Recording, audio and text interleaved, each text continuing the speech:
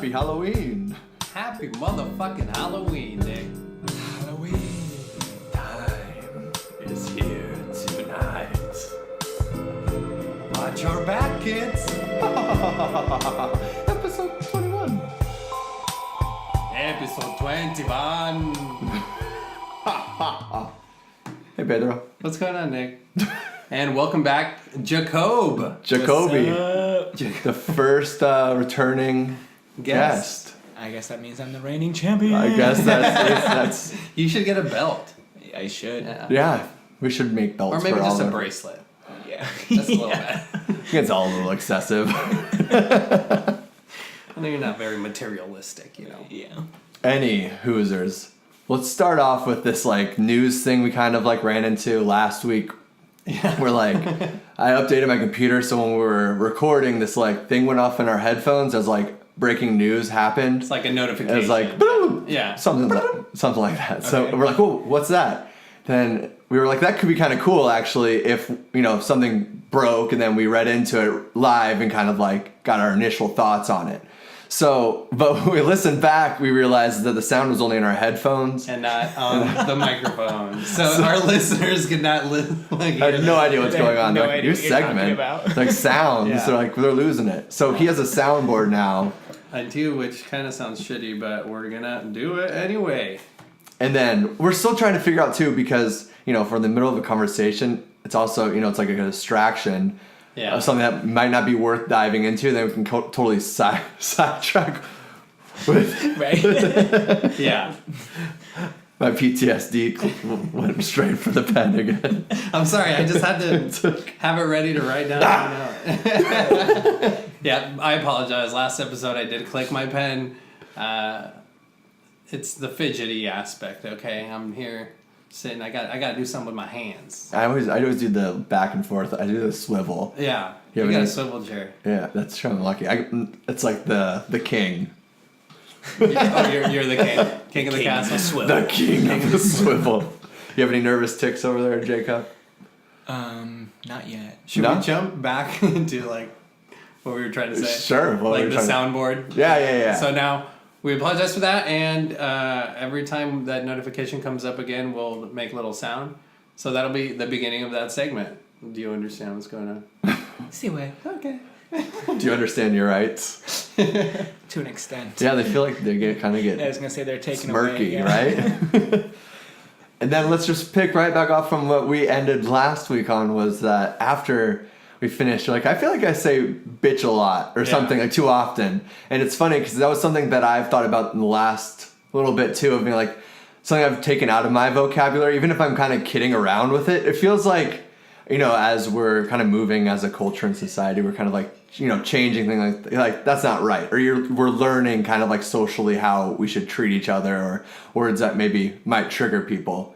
Right. I don't know. It's a weird slope too, because it's I don't know. We're walking on eggshells. Yeah, too, right. You don't know what's gonna offend somebody anymore. And who's to say what is offensive though? That's the thing. That's the hard part. Right. About it. Because then there's people that get carried away with it, or they're offended. Because the truth of the matter is too, you can say a word like bitch or fag or something like that, and then people will think and say another word to replace that. It's like the one with handicapped or Down syndrome, then Right. the hard retarded word. That now it's I feel dirty saying it, which is weird because that's something that's changed as our culture for sure. That it was kind of taken as a joke and lightly, and people kind of throw it around, and now it's when I even as I just said a couple of those, I'm oof, I feel a little dirty. Even when I hear them, if I hear people say them now too, I'm oh, shouldn't say that. Yeah. It's weird. Yeah. Yeah, when you hear it in public, Yeah. people still use that. Yeah, and I mean, I guess it's part of us gone a little soft or whatever, over the years. yeah. Which doesn't bother me whatsoever, but just being more aware too.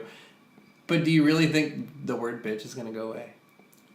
Or do you think it's gonna be censored like the word fag or No, or, I think the word bitch has become more openly accepted and used. Oh, interesting. Okay. Yeah, I guess. I mean, it's everywhere. It's it's every one of say, those words- bitches be trippin', it's For me personally, that was a word, one of, the curse words that I was like, oh, that's offensive. That's Yeah. not kind. And now I use it all the time. Like when I texted you this morning. That was my first curse word, actually. I remember because I learned it from Mrs. Doubtfire. And when I was in line, like at Target or something, with my mom, I'm like, what does son of a bitch mean? And she just smacked me in the face. Like I was trying to be, like I was actually trying to like, be like I was trying to push her buttons in a way, but I it was literally like an ignorance. Like I had no idea what it was. Like, what does son of a bitch mean? And I learned it wasn't good. But also, I guess that's kind of the power of words and like the sacred. What's the word? Like sacredy. I don't know. Like when something, it's a small amount. So it's like, like a word like cunt. It's like when you don't say it all the time. It's like when you hear it, you're like, oh fuck, like. If you've never heard somebody say that word and then they're breaking that out, they're like, oh shit, like things just... It's like, holy shit, that's part of his normal vocabulary. That's part of his vernacular. Well, and it's like in America, cunt is very offensive. Right. But there's so many other countries... Oh, what a good cunt, Yeah, That's like a compliment. It's so openly. It's like bitch here. Right. It's what it would be. Or, like, isn't way in Spanish that same thing? Like, hey, what's up, way? Like, it could be stupid Like, or it could be way. friend. Yeah. Like, it can... Is it, or am I wrong? It's like fool. What up, fool, Yeah. Well, somebody can take So you're a fool. Same thing Yeah, in you're a English, fool. I guess, if you're saying, oh, you're a fool. Oh, you guys are fools. I don't know. That's so weird. Crazy fool. I guess we're just trying to figure out language. Like, how crazy is like we're trying to figure out, like, let's break that down to like the primal instinct. Like, we're just trying to figure out how to fucking talk to each other and get along almost. And then even words are so strange and things that like how we're just learning, right? We're all just always learning. Yeah, I mean, But I mean, if you took that away from rappers, like bitch out of rap. well, they've gone through enough. What do you mean? Taken away from rappers? Yeah. No. But I'm saying like they won't have any more material left. Like they wouldn't know what to sing about anymore. That's true. Because it's just bitch this, bitch that, motherfucker, bitch. Bitches ain't shit but hoes and tricks. I would not particularly agree with that comment. No, but I'm saying that's been one said. of those. That's one of those. Who are you quoting there? Do you know? I don't know. Just these things. One of them rappers now. Yeah. But even there, like, we got into this really weird thing with, like, where words took us. And we're like, oh, we all feel like, okay, I don't know. Like, I feel like we're it's like, what do we... Yeah. Language, man. Language is fucking weird, man. I mean, Back to language and mislabeling things. I made a mistake last week. Did we? And it bothered, like, it stuck with me because I usually throw cold hard facts out jokingly or like, but like if I think I kind of know something, I want to like at least be responsible for like things I do. So I said when we were talking about like slaughterhouses last week in the cattle industry and kind of like how not only is that a metaphor how like our society is moving, how we're all just like mindless cows, Sheeple. waiting to die. Yeah, but we're talking about like the person that created the factory line of slaughterhouses, Temple Garden, something around that name. I said that she like so we're trying to figure out like the sinister side of society, and like I thought she had Down syndrome and she was one that created it, but she was actually autistic. Oh, okay. Very different. Yeah. Is this high function? And so she was like on Times like 100 most influential people because she had this thing. Her autism like helped her feel like emotions in a different way. Okay. So like she was connected. So it's like, and the way I even know about her at all is from a local band called Andrew Jackson Jihad, and they have a song after her name. And I looked back at it after I kind of learned her story a little bit, and like the closing line they say over and over again is like, find a nicer way to kill it. So it's like kind of mocking it, but kind of not, like, because she wanted a safer, like she wanted the best for the cows. But at the same time, she's leading them this like to get their fucking throats slit. So it's like still like, she's like, oh, it needs a light that they follow. It's like they don't feel like they're crowded, like they feel safer. Just so it's like, Mama! Do the cows make a noise? They don't have time, do they? I think they use a stun gun. I don't think she was just part of the maze. Gotcha. But yeah, I just wanted to clear that. Yeah. There you go. There's also a great line in that song, which is Stevie Wonder to the bullshit, Stevie Wonder to the bullshit baby. Which I was like, I forgot how good of a song that is. So Anywho's. Speaking about bands, how was your fucking show in Apache Lake? Oh yeah, dude, that was fucking. Yeah. That was a good time. Have you man. ever been to Apache Lake, Jake? I mean, I've been to the lake itself. Oh, have you? But not the festival Yeah, not or the anything. festival. It was a beautiful place. I'd never Yeah. been there, but it was a nice It's drive so too. far. I Yeah. never traveled. I love I've never drive. been outside of like. I love driving. I've been there a few times. Oh, have you? Yeah. Nice. And Canyon Lake, which is pretty similar. Okay. There's, Yeah. There's like a row of Yeah, like it's five like lakes. you pass that one. I think it's like another 30 minutes or 45 Yeah. minutes down the dirt road. It's cool, and the road's sketchy. Yeah. You know, that's half the That's fun. kind of having fun. You're like ditching back and forth 50 miles per hour. Oh, I could die there. Yeah, I could die there too. I can't see over this. Oh, I could die that way. Yeah. Road trip. There's a grave over there. Yeah. Sayonara. Sorry about that. Yep. Yeah. But yeah, it's a cool lake in general. But Yeah. how was the show? So yeah, I don't know.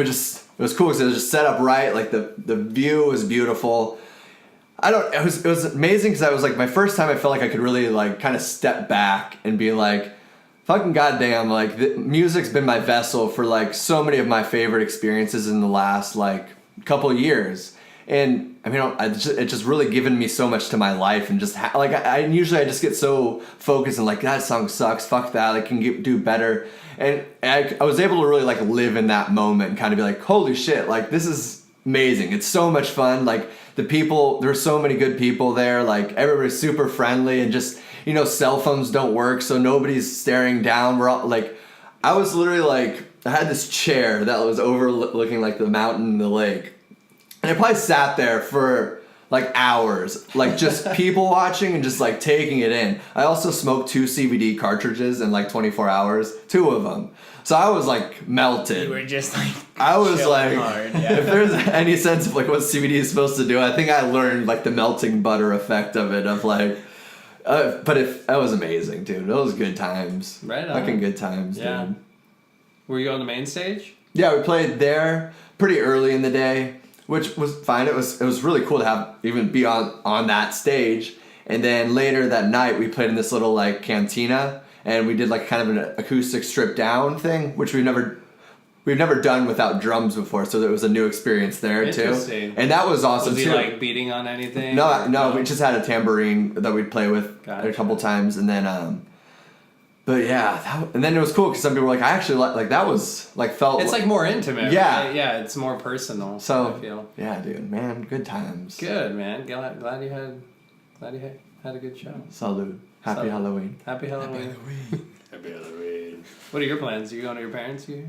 That, or I can watch horror movies and make the chili, the famous white person thing, I guess. Do you know anybody that does chili? Did you say horror movies or horror? Both. Okay. I switch back and forth. Yeah. I guess some horror movies kind of dance on that line of some kind of weird. Both are implicated in there. Why is that? The hills have thighs. Ooh. But even like in not like That's a good one. Is that actually like That's actually okay? one. I was gonna say that's pretty damn 3 good. in the morning, Damn. through cable. I'm like, oh, the hills have thighs. Whoa. even like the real ones. I mean, Those Have Eyes 2 starts with the opening scene is monsters raping girls that are chained up to impregnate them with monsters to keep their society going. Like that's a pretty weird fucking thing to be watching. This is dark, man. It's dark. Great movie. That I feel like the Dark Knight goes with that like sinister aspect of like I don't know, fucking rape or something like that. Yeah. Well, they just want to make their viewer as uncomfortable as possible. I mean, that's like Human Centipede and shit. I think we talked about that even last time. Speaking of last time, since last time you was right before you went to Burning Man. Oh, I did go to Burning Man. Yeah? Yeah. How was that experience this year? Well, I was arrested and spent 8 days in jail. Nah, I'm fine. I was like, holy shit. It's like, whoa, twist. Nah, I'm just kidding. I spent 8 days in the desert. Oh, I mean, that's Kind of felt like jail. Just kidding. It's gonna make a psychedelic joke there. Like I was trapped inside my tent. I couldn't leave. Right. Just so far gone. That did happen. In a at one fucking- point. fucking So far cave gone, hole. but I went into my tent and I was in there. My tent's completely black out on the inside, and I'm just like staring at the roof, like, what the hell is going on in this tent? An hour later, I'm like, I should really get out of here. Do you just get stuck because you're so like gone? Or like Yeah, I mean, I may or may not have taken some psychedelics that day. I did. I took some acid. Yeah. And which is legal in Nevada. Oh yeah, You know. they give it out everywhere. Yeah. You Yeah. can just get it. Actually, with your ticket, you get a tablet. Yeah, The it's ticket actually is a tablet. The corner of the ticket actually rips That's off. genius. So That'd be a good Actually, That'd be like a good Easter egg for like a Burning Man. the Grateful Dead had to have done shit like that, right? oh, I mean, they were like Probably. the frontiers of the acid trips of Yeah. people flying around. Like, there's CIA theories of that acid was peddled through them, the same way that like crack was given to like I'm low income neighborhoods. I That would- acid was peddled into the hippie right, movement. I could totally see Interesting, yeah. Because they wanted people to be like this, like drugs are like. Because then you start seeing people that are actually enjoying them, like expanding their consciousness, but they're like these people are like losing. Like I remember for the longest time, and I don't even know if it is true or not. Of like one of the guitarists from Pink Floyd that like he did mushrooms to it, like that he just thought he was a tree and he just like lives as a tree for like. I had that from like the Dare like planted into me, so like just random things like that. It's kind of funny, like the. I didn't hear about that. Because it's probably just just an old wives' tale. It's like jerking Right. off, your hands get hairy. Like Right. I'm hairy everywhere, but my palms, like they would be hairy. I'm telling you. What are you doing? You jacking off with your forearms? That's a good idea. Hey, oh, okay. Is Is that how chest hair happens? Wow. Come on.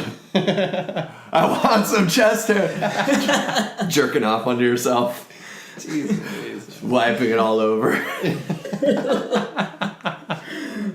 There are wise tales like that in like the Hispanic culture, but I think it's more of just like, hey, yeah, just use your cum on your face. You know, if you want a mustache, it's like if you're idiot enough to do that, like that's you deserve it. What would you do if your like 6-year-old was doing that? What are you doing? I want to get a mustache. Like you. Oh gosh. That's nasty as hell. Man. That is nasty as hell, but it happened somewhere, I'm I sure. guess, sure. If everything is a Right. simulation, all these thoughts are already programmed. I mean, you know what I'm saying? Who knows? Anywho, so back to Burning Man. Burning Man. Yeah. It's great. Yeah. Did you? Are you still kind of soaking it all in? You never stop. I mean, there's stuff. I remember when you. Sorry to cut you off. No, I was just gonna say there's stuff that like from my first year that I have not remembered in the last 4 years and will like hit me, and then it's like it takes time to soak that experience in, you know. I love those moments that like you forget in time, and then like they just appear, and you just remember it. So, and it could be the smallest thing. Another example of that is the Coke drips. Like when you do Coke, you know how you still get like that drip, like from that some particles stay in your nose, Yeah. and then like it's not as long. It's not 8 days or whatnot, but like, or you remembering this shit like months later. But it's like the Coke like drips back in, and like you, every once in a while after doing Coke, you'd be like, oh. Yeah. Yeah. You know, like it's 3 days later, yeah, you're like, I taste that I shit. know Yeah. Robitussin does that too. Like those, Really? like have you ever fucked with that shit before? No. Like I've done it 2 or 3 times, and it's trippy. I mean, you trip balls. Like your Robo-trip, color, you know? yeah. Like, but it's so weird. Like after that 24 hours, it will all of a sudden, like it always happens. There'll be one burst of like couple seconds that like you go like it's so straight. Everything Yeah. just turns upside down Really? again. Like you go manic for a really quick second. Like, oh, what the? That it just brought back this memory from when I was probably 16 and I was working at Sonic, and one of my coworkers, she was at the blender making like a shake or something, and she was just like all of a sudden it was just like, and like gets this face, and like, and I'm just like looking at her like, what the hell is going on right She now? getting like possessed. And yeah, exactly. And then she like shakes it off. Like, I mean, it was like a good 30 seconds. Oh, wow. You know what I'm saying? And then she like shakes it off, and she's like, whoa. And I'm like, are you good? And That's the best response she's ever. like, Just whoa. She's like, I just had a relapse from my robo trip, and and at this time I didn't know what that was. You know what I'm saying? I'm like, I had heard of it. You know what I'm saying? And I'm like, what are you talking about? And she was like telling me, she's like, yeah, you know, I did it, you know, yesterday, the day before, whatever, and I just got pulled back in really hard. It's crazy, dude. I'm like, that's really dangerous. That is fuck, yeah. Imagine you're driving and shit, bro. I was eating Cheez-Its, and all of a sudden I just like I'm as fast as I can, and I'm just like throwing, and I'm like, what the? I like all of a sudden I'm like, what the fuck? Your mouth is like full. Like, Yeah, like I'm literally like breathing it, like I'm like guzzling them down. it was crazy, Yeah. and I was like, Jesus Christ, the fuck am I doing? hey mom, That's crazy, man. Man, yeah, I like drugs. they're fun. I mean, I've never done them. I haven't. Allegedly, Well, they're it's- fun. Yeah, It's allegedly. Like, if you convince yourself that you've taken these drugs, Yeah. you know, you have the exact same trip. Have you ever seen? I remember like 6 or 7 years ago, I was going down this rabbit hole of like sounds. Of like, there's this website that would sell you sounds that you would like, a hypnotic thing that would make you do like have different trips. Have you ever heard of anything like that before? Like So it's like- sober and you Yeah, listening so to it's it? like kind of like for somebody that wants to experience drugs but sober. Like I was super desperate for psychedelics because I was like super into like the Fear and Loathing days and just like you know like living in that, and I was like, I want just more acid. So Yeah. I was like, I was trying these things like 45 minutes, like Was it a Grateful Dead record? what's that? Was it a Grateful Dead record? Like Just listen to that. Just Sugar just rocking. Magnolia. I mean, it's definitely a thing, like with people making these certain psychedelic sounds that stimulate your brain in a certain way that will take you. Sonar trips. Yeah. I mean, Are you talking like there's like a particular frequency Yeah, exactly. that actually gives Exactly. you Yeah. like the visual hallucinations in that? Or makes you shit Or pants. like could you mentally like psych yourself and be like, ooh, that's groovy. It's you know, kind- like kind of manifest it in a way more than it is the actual frequencies. Yeah, like I don't think you do it to like necessarily see things that aren't outside of you. You'd see them inside of you because it'd be like in a dark room, eyes closed, and living and trying to like, it's like the float tank. Okay, I think it's all using right. that same science of like Interesting. Right. you're just trying to lose your consciousness and drift Yeah. into another thing and letting somebody else control it. I mean, even being in a dark room and awake, you know what I'm saying, for 2, 3, 4 Yeah. hours, you will start to That's visually very hallucinate. true. That's very true. Think about like And you're prison. completely sober. If you're in a completely dark room, you will start to get visuals Yeah. eventually. Like the That's true. shoes and stuff, and print like what's the other name? Like solitary confinement. Oh, when they're yeah. in there for months and Oh, like yeah. No yeah, windows, you no can you can fucking- actually drive people like that is crazy. If you think like even going to bed for an hour, if you can't fall asleep, that's very difficult for people now not to just reach to their phone or turn on a TV show because they don't want to go because like your brain does start kind of like going like, oh hey buddy, What's going on? You know, I'm you know, over here. You remember me that you've been fucking distracting yourself from? Hey. I'm responsibilities, motherfucker. Yeah, you're like, hey, remember you're living and breathing only now. You're gonna die sometime. Everybody that you know is gonna die. Like, you ever like I do this probably too often, but like you ever like before you open a door and be like at night it's dark, whatever, like what would you do if you saw like a visual of like an old creepy lady just like it would change your life, right? what do you Like if you saw something. oh my like, god, dude, like you would never go back. I'm crazy. Yeah. Like I would literally think I'm like, you ever do that? Like what would you do? Like this is just hunchback lady, fucking gray hair. Like what would you do? You open that door and she's there just like waiting for you. Ah. Like that would freak me out. That freaks me out. And if I did see that, I'd be like, yeah, I'm fucking losing my shit. I'm done. Do you believe in ghosts? Have you seen? I used to actually. It's funny that you're mentioning that because in my house, my parents' house that I live in again, when I was younger, I used to see this woman all the time. Oh shit. This figure of this woman in my house, and I still get like uncomfortable feelings in my house, but I don't actually see things. There was also this this Doberman pincer that outline that would, when I didn't have my door closed at night, would be sitting in my doorway just staring at me Through the like ajar door. through the ajar Yeah. door with like a light behind, and it's just the God figure. damn. That's That's some fucking demonic scary. shit. Yeah. And yeah, so but there was this lady that I used to see all the time as a child, and there'd be certain nights where I couldn't sleep in my room because she'd be in there, so I'd go out of the room and I'd sleep in the living room on the floor, And she wouldn't bother you there. and she wouldn't bother me there. Huh. And I would see her. That'd be I would almost see her in the creepy. kitchen all the time, also. And I remember one time when I was out laying and there was a man that I would see also, but it was usually the woman. He was always working. Probably. Yeah, he wasn't home. And I remember one time though I couldn't sleep in my room, and so I went out to the living room, was sleeping on the floor, and my sister just woke up in the middle of the night just screaming in terror and started to like, Dad, Dad! And her window's open, and he comes in and he's like, what the hell? And she was like, there was a man standing at the foot of my bed. Oh, fuck. Oh my God. And I'm like, I told you guys I told you. Like, there are spirits in this house. And it took Y'all didn't believe me? And it took years and years for me to finally just accept that there's spirits in the house, and they have never harmed me in any way. Like, I get freaked out, and once I started accepting and being fine with them being there, they slowly started to fade away. And I haven't seen them in years. And there are still times where I'm walking through my house where all of a sudden I'll be like, need to turn a light on behind me because I'm like I can feel a presence behind me. That scares the shit out of me. I can feel the presence, and I know if I turn the light on, then I'm not gonna see it. It's like, does that fear give them life?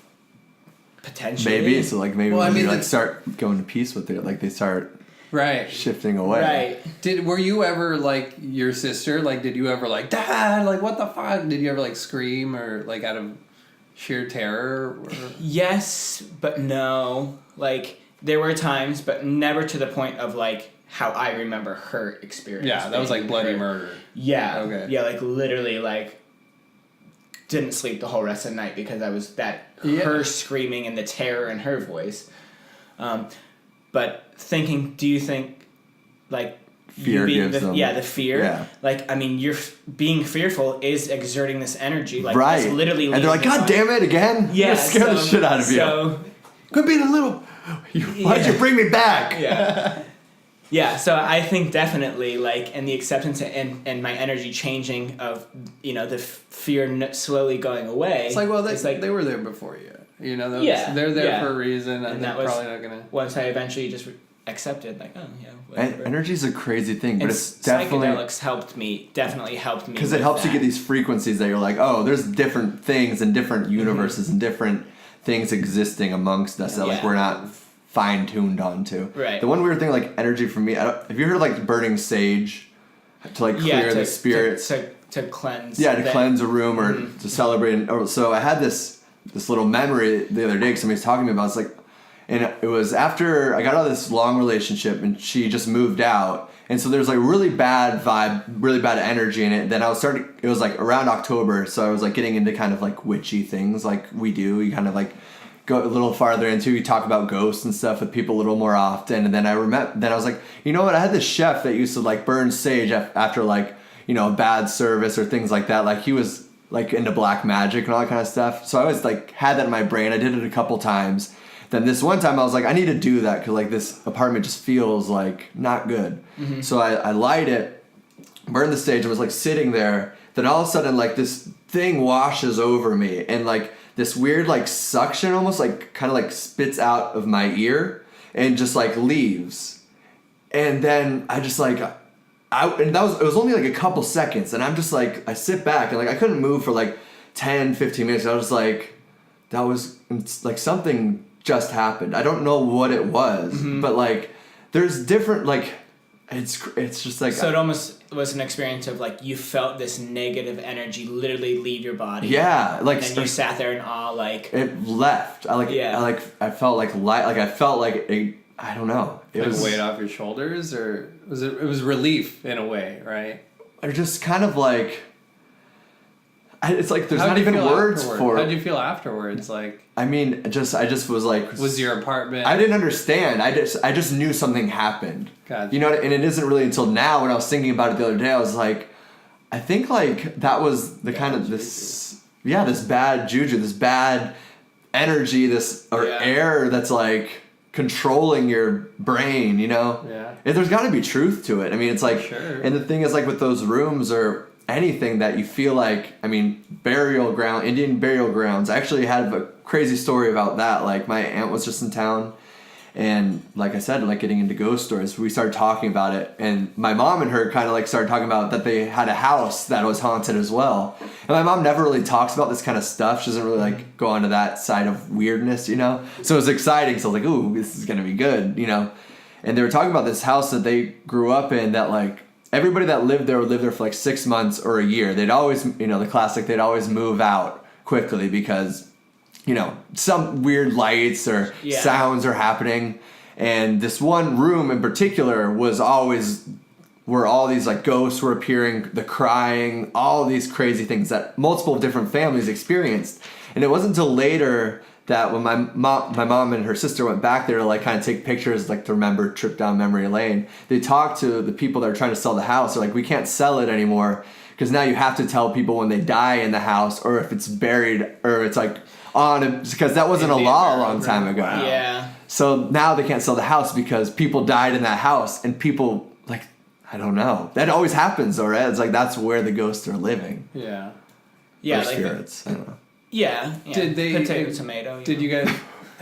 Did your aunt or mom get into any stories like when they would see things or? There was a couple of like my like shadows I remember saying, but my aunt was always saying like the crying. She would always hear the crying. Oh shit! And it was the weeping of this girl that died like at 6 in a car accident, and that was her room. Mm-hmm. So it was like maybe a soul that was taken too soon or something. I don't know. I don't. Yeah. For me, like I believe in it and I love thinking about it, but I haven't experienced anything to like, because like you going back to what you said, if I felt like it, I don't know, it changed the trajectory of my life, and I feel like it would be on like ghosts and trying to like get into like, do you ever think about that since you experienced that? Like, no, I mean, it doesn't really, it just seems so normal to me, I guess. Yeah. Because I had experiences at such a young age and, just started to accept, and then having more, and then understanding that there are these different energy fields where literally a spirit can, like for instance, that little girl at the house, like she died in a car accident, but her energy was brought to that particular place because it's somewhere that she released a particular energy, kind of. right. But now I don't know, like now it just seems like it's a normal thing. Yeah, I guess you just sort of... I'm just like, it's something that I personally know exists, whether you believe it or you've had experiences, that's your experience. Isn't that a Chinese belief, though? That there's the spirit realm that we kind of don't see, but obviously is there. Isn't that like... I mean, isn't Jesus basically a ghost? I mean, didn't he come back from the dead? I mean, isn't that some kind of all over resurrected culture in a way? Right. Yeah. I don't know either. I don't know either. Just wait, maybe you'll have the I experience. don't have the qualification. It's not that like not necessarily like that you'd want to like prove it to people, because I understand like that it's like but I guess also there's a thing of like not wanting to fuck with, like that their spirits and things are there, so you're also like, I know that shit's there, so like I'm not gonna. It's respectful, right? Exactly. You do it out of respect. That's if they're there, they're there. Like you, the best thing you did was probably acknowledge that they're there. They're gonna stay there and just live with it, accept it. I think they definitely feed off of our energy. If and it's their house. They're there for a reason, or whatever was built there before that. Mm-hmm. That's what Coco was about. Is the little kid killed himself, and the whole family was sad. That's a sad twist to that very, very delightful movie. Okay, I love that movie. It was a good one. I definitely cried in that one. I remember when MySpace came out. We had a house over on 8th Place in Utopia, North Phoenix, and our computer was downstairs and all the bedrooms were upstairs. So I'd stay downstairs and until like 2 a.m, 3 a.m, just on MySpace, messing around and doing this and that. Go on. Well, it's fucking brand new social media, and of course I was like a fucking kid in puberty, so yeah. God, I spent way too much time on that computer had shit. so many viruses. I remember with the webcam, we got a new computer and then like it had a webcam. And I took where this is going. I took a picture one time for like my profile or whatever, and I didn't notice it, but then somebody, I think my mom brought it up.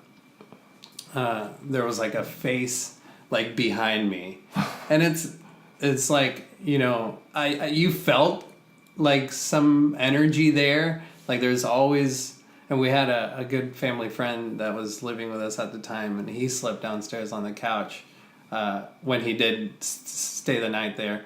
And he said all the time you'd hear just footsteps, or like right where that computer area, there's a restroom and like that little living space. Like it's just some always noise there.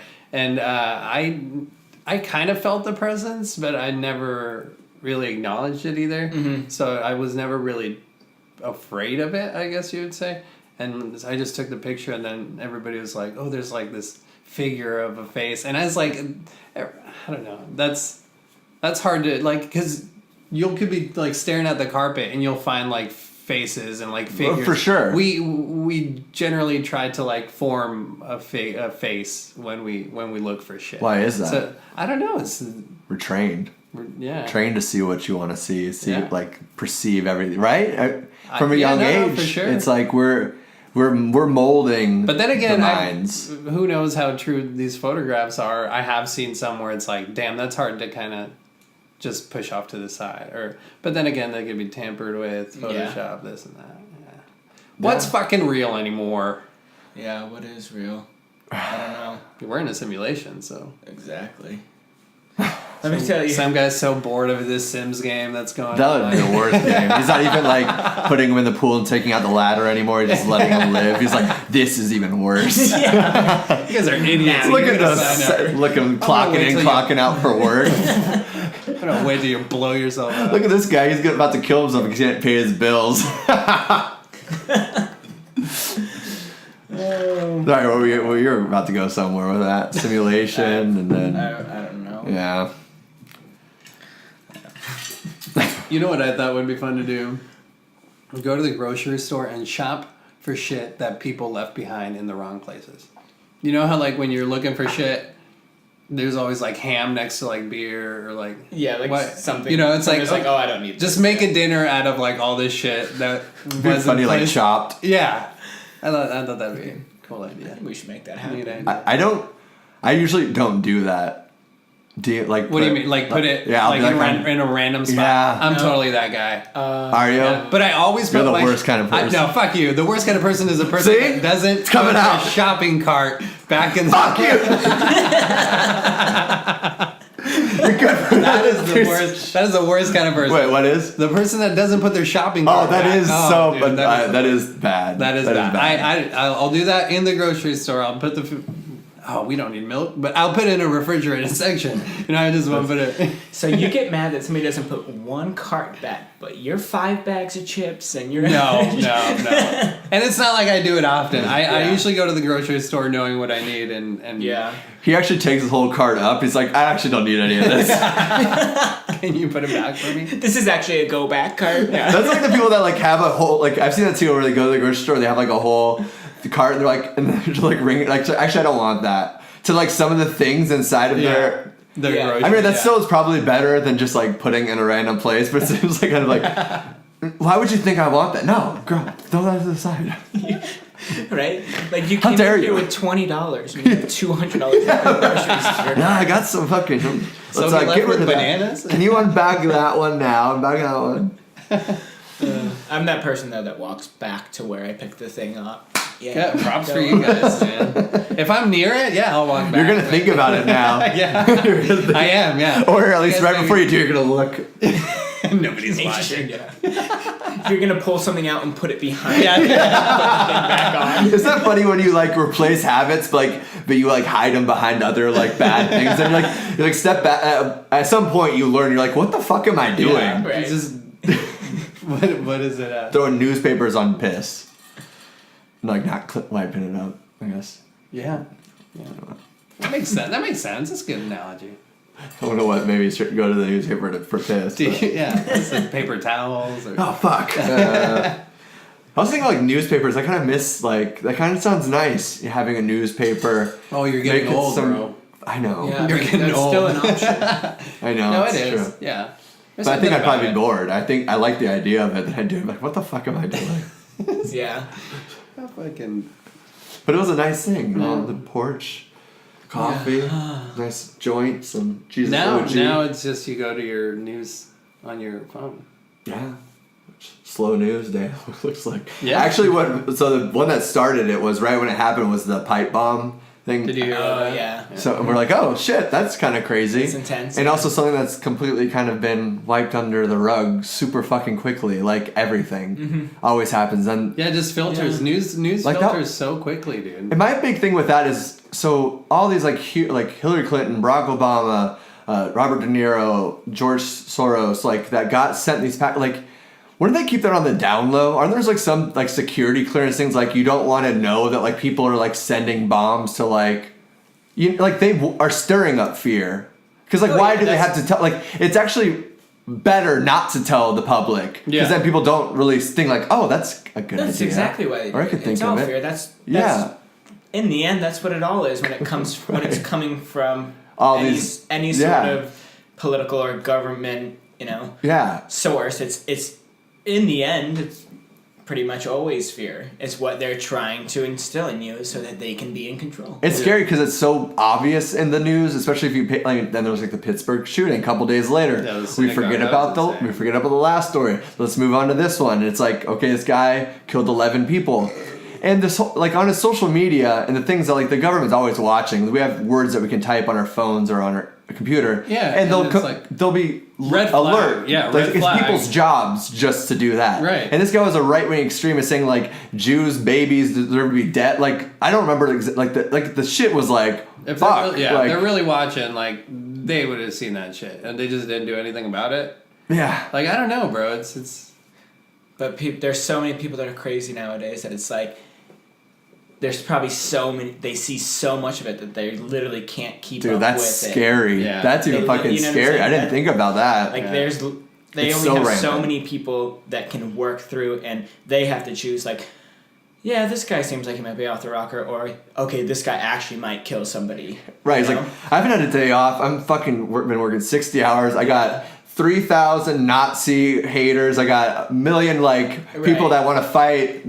Like, I gotta take a day off. He's like, I don't know who to focus. Like, yeah, how many jobs does it take? That's crazy to think. That's fucking scary. I didn't think about that. There's so much hate going on that they're like, what do we consider a threat? It's definitely not the white people though. That's something that we can say because we're like, oh, they're not dangerous, but they're the ones that are always perpetrating all the damage done. So that's a little convenient. Well, did they throw like a mental illness, or was he on any antidepressants? I mean, they usually are. Yeah. I'm not sure though. I don't know. I didn't read into it too much. It's sad, dude. I don't like fucking reading that shit. Yeah. And here's the other sad part: is it's become so regular that it's not that, yes, it gets filtered through the news so quickly because it's like, oh, another school shooting, another crazy rampage here, and now it's like such a normal thing that we're just like, oh yeah, that sucks. 11 people. Yeah. I feel what. Yeah, at least it wasn't 20 like the last one. Bummer though. You know what I'm saying? Like there's, and then within 3 days, We're just not feeling anything? You see nothing about it. We're becoming numb to it. We're just not feeling anything. Well, it's also like what we decide, not we as people, but the people that control us are deciding what we should be afraid or be taken care of. Because like I heard some crazy statistic the other day with like fentanyl deaths and like how rampant, how many kids are dying from it. Like it's an epidemic. But we're like talking about like bird flu and we're afraid of like these 10 cases of people that died in this one place. Right. But 20,000 people or whatever dying. This actually, okay, I just read this. Is so the leading cause, I'm excited, like this statistic actually, like I was like, this is crazy. So the leading cause of death for people in the US from age 1 to 44 is unintentional injury. So in 2016, 61,749 people died. And that's twice as many people from heart disease and cancer from just unintentional injury. Being on their phones in the car, being a pedestrian, being on your bike, all these weird things. Like it's not even, but we're not focusing on that or like the things that are actually killing us, like the sugar, like the food industry. Yeah, right. The things that, it's going back to that cattle thing. It's just like, plumping us up and just dumbing us down and not trying to expand from that. And it's crazy. Our chicken and cattle are dumb. We eat that meat. We just become dumb and And we were talking a little bit about we talked about how that us consuming like pumped up chickens or you know. It's got to do something. Yeah, I'm sure it does. Dude. I mean, with meat, so when they die right before, like, if they're like scared, it like tightens up their meat, so it's like tough. It won't be like, you know, like Kobe beef or Wagyu. Yeah. It's like they massage and they're nice before they slit its throat, kiss it on the ear. It's romantic. They get nice so they jerk it off. I think they're elbow in. Yeah. Oh, yeah. You know how they check? I think that's a Luciferian cult. That's how they sacrifice the goat. Is the hand in, and then the neck. The neck. Gotcha. Interesting. I killed a goat. I think we talked about it. Oh, you did kill the goat. Did you eat it? Yes, we did. No, it was for fun. I was feeling like a little rebel, you know. Yeah. Or started with a sacrifice. I don't know. Dude, it is insane. Like that shit.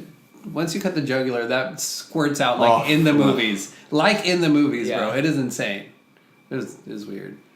Have you ever killed anything? I didn't slit the throat. I held its legs. Yeah. But you were part of. Yeah, you were part of the murder. He was. I made the joke last time that he was a cuckold of murder. Right? Whatever you're into. It's 2018. Get it! Why are you judging me? Okay. That's an experience. That's that's cool back to language. It is part of sacrificing this goat for nutritional value and whatever you can. I'm totally cool with killing. Oh, for sure, me too. Yeah, it's just the way just do it the humane way. Yeah, we're trying to get the profit and turn it over so quickly that we're just we have too many fucking people. We actually walked the goat around the town. We took it to this place. We staked it down. Yeah, fed them. So one thing that. You treat the goat right. Yeah, like before you slit its throat. Find a nicer way to kill it. Here's my thought on people becoming vegan solely for the fact that they feel bad for the animals. Blood free, yeah. Mm-hmm. You know what I'm saying? And they see all these things like, don't get me wrong, if you just go to the store and you just buy something, like they probably had a pretty shitty life in right. But if you buy locally from a farm that's here where they're grass fed and you could literally go to the farm, see these cows having a great time, living their life, not knowing they're going to get murdered, not living any fear in their life, you know what I'm saying? Oh, for sure. It's like, well, you choose to be, why are you choosing to be vegan? Because of these big companies that just choose not to support that company. That's 100%. And still get, and you can still eat meat that comes locally and is totally chill. You vote with your dollars. Every dollar you spend, who you're supporting is, and that's the way you start seeing, because you start seeing more and more of that happening. The, free range chickens, because we demand it. We're like, hey, what the fuck, And then like Subway, why are you putting that in the bread? And they're like, okay, fine, sorry guys, we'll take it out. We talk about LaCroix. It's like, okay, we'll get rid of that. Sorry, you got us. You caught us. And it's funny because the biggest thing is with like all these news and the things like they want to divide us, because when we start getting along and together, like it's so much harder to because we would overrun the people in the way that things are done, like how society would work if we all fucking got along, because it's a numbers game. But when you can get every group to fucking hate each other and talk shit on the internet and like not even make eye contact with each other because we have cell phones, it's like they're like, oh, perfect, we can just do whatever we want. Yeah. We are the puppets. Yeah, we are.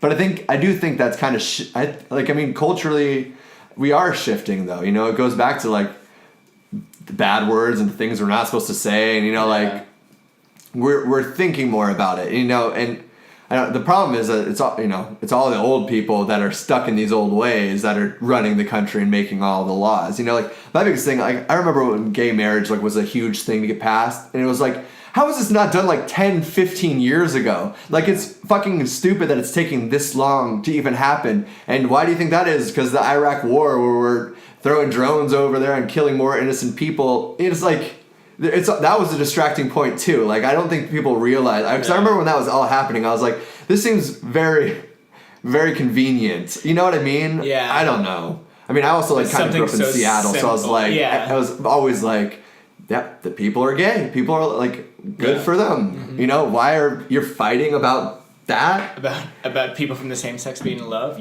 That makes you angry. Yeah, and then bring it to your religion thing of like, yeah, but it's against our religion, and then okay, separation of church and state. It's like, dude, I could go off on this shit. It drives me crazy. Like how The flaws. just what people just like nitpick into, it's like getting comfort and complaining. So they complain so much about something that they get in this loop of being like, okay, I feel sane because I know all these other people that are like, yeah, what the fuck? You know, it's like, wow, what the fuck? We're all puppets in the end. Yeah. And just being puppeteered by different people. That's also true. Because you can get into any kind of echo chamber. And I even found myself kind of like resisting a little bit from like the liberal, like, I think like this presidency has probably done that more than anything of like really showing these extreme groups of every kind. And I'm like, everybody, you guys are all fucking crazy. Yeah. I don't know if like, but like even like, I mean, I used to enjoy like the Daily Show and like things like that too, where I'm like you're not calling out your own people enough too. Because like all of them are just completely out of line. Right. I don't know. And they're all aligned, like they're all also true. Money, all backed by the same fucking oil companies, same fast food chains, pushing the same legislation so they can fat up the chickens, have the cows be more confined. You know, give them 2 feet less this year. 2 feet less. Or it's like free roam chickens is like what, like 3x2, like that's considered a free roam. Well, they do fish too, like farm fish and stuff like that. It's like just the regulations. It's like looking into the regulations about certain things is like it's almost humorous because it's smoke and mirrors because people aren't going to really look into it for the most part. But that's the beautiful thing about social media. Sometimes you can be like, I don't know, like General Mills last week we found out that like they were putting like pesticide, like weed killer inside their like cereals, which is like targeted as like heart healthy and stuff like that, but like it actually is a higher chance of you getting cancer from eating their products. Right. It's like just not not cancer of the heart. Just it's a roll of the dice. Anybody can get that. You're gonna die from a color anyways. It's unintentional injury. They don't start like putting that on McDonald's like you're gonna die anyways. That's gonna be the motto. Yeah. Instead of I'm loving it, you'll die anyways. It would make me eat it more. Hey, you're right. I am gonna die anyways. You're right. Fuck it. Just eat it. Just eat it. I catch myself like that sometimes. Where like because I try to really stay on that path of like eating better, exercise, and like sometimes I'm just like, but why? You know, but well, then you see the cases where those people get sick, and like that's so true. It's really in like genetics. Yeah, I feel. I mean, since being back from Burning Man, I was like, oh yeah, we were talking about. I was like, I'm eating too much fast food before. You know what I'm saying? So when I got back, I was like, that was like one of the things I was like, you have 8 days in the desert, you ponder a lot of things. Mm-hmm. That was one of those things where I'm like, wow, I eat fast food twice a day, 5 days a week. Especially for damn. I didn't know that you went down like that. I got down. What are your... And I've only eaten fast food 4 times since I've been back from Burning Man. Yeah, nice, dude. And, but what I'm like looking at now, I find funny is like, I'm not necessarily eating that much better. You know what I'm saying? It's just like, well, I was eating too much fast food and spending too much money on it. And it's like, so I'm going to change how I eat. And I was like, well, now I just eat other shitty food instead. Likewise. What do you... But I just spend less money doing honestly, dude, I did that same thing because I gave up fast food a long fucking time ago. And I was doing that too. Like I would cook shitty food for me at home or kind of take these different routes. But I think just that, I don't know what you're eating. Like, what are you eating outside of fast food now to like replace that? Like at Costco, I'll buy like a box of frozen breakfast sandwiches that are like have crazy amounts of salt. Oh yeah, gotcha. And like taquitos and like raviolis and shit. Well, I mean, I think that still is a little better. It's still slightly better. Yeah. But I'm also like like you said, your money. You put your money where your money is voting. Literally, it's like, well, I'm not.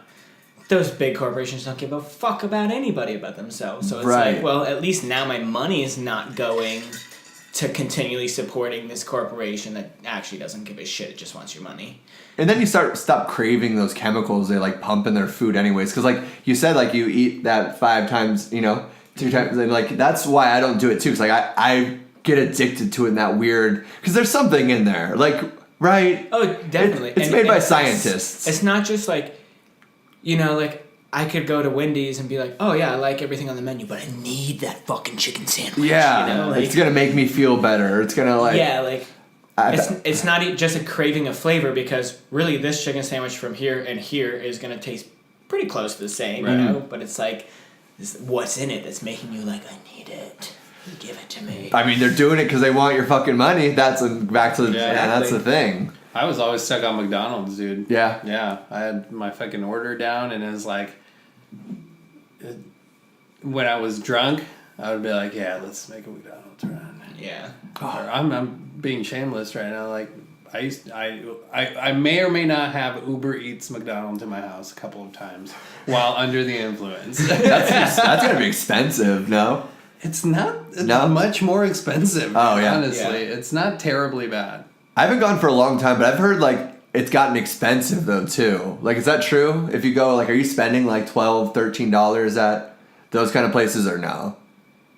I mean, it's definitely not as cheap as it used to be. Yeah. But that's just inflation. Like, so what would like a regular or like $10? Oh, I don't know. I mean, I always went dollar menus. I was gonna say I do that value menu and then get like 7 things. Okay, gotcha. Yeah. That's the move. Oh yeah, no, for sure. Did you ever do the McGangbang where you put the McChicken inside the double cheeseburger? That is, if I go to McDonald's, that or a grilled chicken sandwich are literally 2 only things. Oh, really? It's like legit good. It's so weird. And throw some mac sauce on there. Oh, daddy. So can we go to McDonald's? Yeah, right. Brought to you by I'm loving it. You're gonna die. You're gonna die. Ba, ba, ba, ba. You're dead. Oh man. Hey McDonald's. It's like reaching out for a sponsor. The commercial's like a 4-year-old kid. Mom, can we go to McDonald's? No. But we're gonna die anyways. Okay. Get in the van, boys. I'm loving it. Woo! That is fucking funny, man. That's good. So that was one thing you've kind of taken away from Burning Man, or that was just one self-reflection. thing that just happened. Good. While I was there. You know what I'm saying? Was like, we're all about analyzing yourself constantly. You know what I'm saying? I can't remember what there's so much that happens there that you mentioned a piece of artwork where it was like the car skewer. Oh, the shish kebab. Oh, that's a great name. I'm pretty sure that's what it's called. Sounds like a sex move. Yeah. Oh man, it closed down after a few days because apparently somebody fell off and broke their neck. Yeah. Which is understandable. It was 7 vehicles stacked on top of each other with an RV trailer at the top. That was a bar? That had a bar, and there was a big metal pole that went through all of them, and there was this shish kebab of cars. And then there was even a crow's nest, I think that's what it's called, like where you can climb even higher to the top, and there's this little tiny like thing at the top. It was sketchy as fuck. So I started climbing it. So I said, I'm gonna do that. And I'm like to the second car, and I'm like, man. Was it at all swaying, ricketing back and forth? Yeah, so... Okay, that's fucking So it wasn't swaying, because there was this giant metal pole it was that went anchored into the pretty ground. well. It was anchored, and it had all these, like, guy wires coming off it that were supposed to be tensioning. And, like, so I'm, like, to the second car, and I'm like, man, like, this car is cut up. That's some rusty fucking metal right there, like, super sharp, you know? Like, yeah. Which is fine. Like, that was kind of the cool part of it also, was that it was just, like, this raw art piece. Mm-hmm. Like, somebody had taken these cars and just, like, stabbed this giant thing through it, you know? And I got to the third car, and the back, like, the bumper part of it was literally bending because the artist had cut off the top, like, the roof to it, so it was, like, didn't have a roof. So that extra support that the roof would be holding on, it just starts, like, bending down.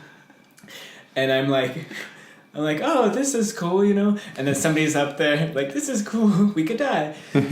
Somebody's up there, and they start jumping on it, like, literally, and it's like, like slowly you can see it bending more and more. And Did that make you mad? Like that they're jumping, or just? I mean, I'd be like, please don't do that. I mean, no. I mean, Yeah, what are you gonna do? You're living a very free life for the most part while you're out there. So it's like, if that person wants to jump, let them jump. Well, at this point, it's not affecting me anyway. What I didn't know, is like you told me, like buying a ticket, you sign your life over. Like there's there's responsibility for the organization that forms burning. Yeah. Oh. Yeah, I didn't know that. So they'd be like, what? Back of your ticket says like, if you die, that sucks. Yeah, sorry about that. Your family's gonna have to pay. Coupon to McDonald's. Yeah, your family's gonna have to pay. You know, the helicopter bill to get your body out of there. So sorry about that. That one going free. Yeah. $1. So, anyways, the shish kebab. So I get up to the third car. You know, person stopped. Waited for them to stop jumping. They went higher. I went higher, and I was like, oh yeah, this is bending. Then I got to the fifth car, and it was like one of the wires that was from the ground and tied around the tire was like loose, so the car was like teetering back and forth. Not a lot, but like probably 6 inches worth of you feel play. that. You feel like, that enough that you can physically see it and feel it happening. And I stopped at the fifth car. I was like, okay, I've been on 2 sketchy cars. I still have 2 cars to go before I get to the camper. I'm gonna go ahead and go back down. Yeah. There you go. Probably a good Next idea. day it was closed. So. Do you? It's funny because we kind of talked about this a little bit before when you got here, before we plugged into the old internet, about like health insurance and kind of guess like being afraid of like. Do you feel like things like that you're like you would have done a couple years ago, and now you're like, absolutely right? I see that, feel it all the time, and it sucks. Like snowboarding, I'm like, I can't really do it, but I love that. I don't know. I definitely actually snowboarding is a great example. Okay. I started. Yeah, I don't ever tell you that I'm doing good. 5 years ago, when I had good insurance, I would hit 50-foot gap jumps. Mm-hmm. You know what I'm saying? Like I would be in Telluride and I remember being at the top of this 4 set of jumps, and they got bigger as it went. And I was like, I'm up at the top, and the guy's like, all right, man. And I'm just watching, just gauging other people's speed, because like things can go bad real quick when you're going that high and far in the air and that quick. You know what I'm saying? And I'm like, he's like, all right, man, you ready? You ready? And I'm like, he's like, how many times have you hit these? And I was like, never. He's like, have you ever hit anything this big? And I was like, nope. And I just dropped in right away. Mahalo. Yeah. Shaka bros, just gonna down the core light real quick. And hold my bear. And I just dropped in before he could even say anything else. And I'm like going toward him, like I could die, I could totally die. And I hit the first one, and I'm like, wow, I'm really in the air right now. And they get bigger as you go. I was like, shit. Now, if I was snowboarding, I'd stay at the smaller jumps. That's my whole inner monologue of snowboarding. You're going really fast, you could die. I swear to God, that's exactly what I'm thinking the whole fucking time. Yeah. How could you not? Like, I've never been snowboarding. I've been snow skating. Mm-hmm. But aside from that, it was just different. I took a skateboard down a very, very steep hill. Yeah. And it was probably the stupidest thing because there's an intersection down at the bottom. But I was dumb. And I went down this hill, and I was like, halfway down, I was like, oh shit, I'm going fast. How am I going to stop? Like, and hopefully there's no cars. Right. So I was like mobbing down this hill, dude. Wobbles A little bit, obviously. It's like I'm going fast. And then I see like, it's an entrance to like this cul-de-sac, but it was just a hill, you know. So you go up, and aside, like right at the entrance, there was like 4 piles of hay. So I was like, that's my best choice, because I don't want to go into the intersection, right? So I was planning my bailout. You know, I was like, how the fuck am I gonna do this? So I go to the right side, and then I just ditch the board. I fucking ditch the board up from under me. I kick 1, 2, and fucking roll over, dude. I do like 3 front flips, like on the ground, and I smack into the hay. And I'm just like, that worked out. Like I was fucking, I had a couple scratches on me and whatnot, on my back and whatnot, but I was like, that went perfect. And my skateboard just fucking goes through the intersection. Maybe there's something to like going into it with that too, like being like, you know, it's gonna be okay. Like I think having that in your mind is probably pretty important too. Like you can't be thinking about like, faltering or failure. Yeah. Right. Like I remember me and my friends, we would do like skateboards. We put a cardboard box and we like made it a NASA ship, and it's like into this cul-de-sac, and we just go straight down this neighborhood, like huge too. Yeah. And it just kind of started flattening out. Like, oh, we'll stop by then. Eventually, we'll kind of. And then it's like, okay, let's go for it. And, and like we did shit like that all the time. And I don't know. And I actually still like with longboarding, I would still probably do that. And I don't feel like it's because I'm older. The steepness is. I think it's just the healthcare thing. Yeah. It's not like I don't want to do it. Like my brain is like, I want to go rock climbing and all those things. Like kind of go into that movie. Yeah. But it's like. It's like your thought of, all right, well, I'm gonna bail into that hay instead of going to the intersection and hoping. Yeah, you know. it's like now you're like, all right, well, have I met my deductible? Like halfway down the hill, have I met my deductible? What's gonna be better? If I get hit by a car, their insurance will cover it. Right? If I go into the hay, like, am I paying for this? Because my insurance sucks. So I think about that all the time when I'm running outside because people drive crazy. And I'm like, if I got hit by somebody, like, I'm like, I kind of like, I almost want it to. Like, That's why people throw themselves in front of cars. That was me, like, 2 weeks later, this is gonna be like in my court case now. They're like, you set it up. Right. I'm gonna be like. Break every bone, and then they're gonna get away with it. But you're going 50. Yeah. Before I got my new car, finally, after not having a car for the last. How'd you get a new? You got a new whip? Finally. Nice. Got new wheels. I was in, my Subaru, which transmission was going on it, and anytime somebody would like come up quick on me or like. Looks like they're gonna turn into my lane. I'm like, I wish you would. I wish you would hit my car right now so I could get a new one. Nobody ever gets it. Have you ever realized, like, when you start having car problems, that everybody's a mechanic, but everybody's like, most people are terrible mechanics? Like, everybody has a 2 cents for when you like have car problems. Yeah. Like, oh, well, have you tried this or have you done that? Or like what are you talking about? Yes. Or, well, it's again going back to when you were having trouble with the headphones. It's like. Or customer service, like they go from like, well, have you tried restarting your computer? That's true. Right? Like sometimes it is easy little things. So I mean, those could be helpful. Be like, no, bro, it has nothing to do with my transmission. It's a generator or something. But but also be like, oh, that's gonna be really expensive. That sucks. Like, they don't. There's no like silver or like you're always like, oh, goddamn. Last time my car broke down, I almost hung myself. Hope you make it through. Or everybody knows a mechanic. Yeah. I do know a good one if you guys need some. I know a good one too. There we go. Oh man.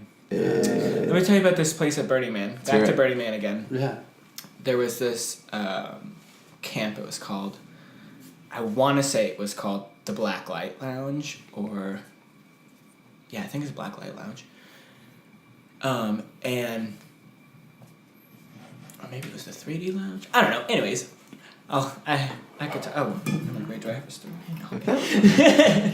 Anyways, some sort of lounge. It was like it was right off of Esplanade, which is like the main inner road. And we see it from a distance, and we're like, oh, that place looks cool. And we go in, and it's like all blacklight reactive, chill space in there, and there's like this. Like a few people in line going into this place, and you can't tell what's going on inside. And like the guy's handing out glasses before you go in, and then like it's not very long. It was like 10 feet. And we're like, what's in there? And then people are coming out like, whoa, So we're like, all right, let's check this out. Were they the same glasses, the diffractor glasses? No, they weren't diffraction glasses. They were 3D glasses that were reactive to the black light. Nice. The black light paints and everything, you know what I'm saying? So anyways, we get the glasses and you put them on, and like all this neon paint is now popping out at you. Oh, shit. And it's like, oh, this is trippy, but we still didn't know what's inside. So we walk inside, and it's one of those like tunnels that you go through like the fair, where like you're walking on this platform and it's spinning around you. Oh, dope.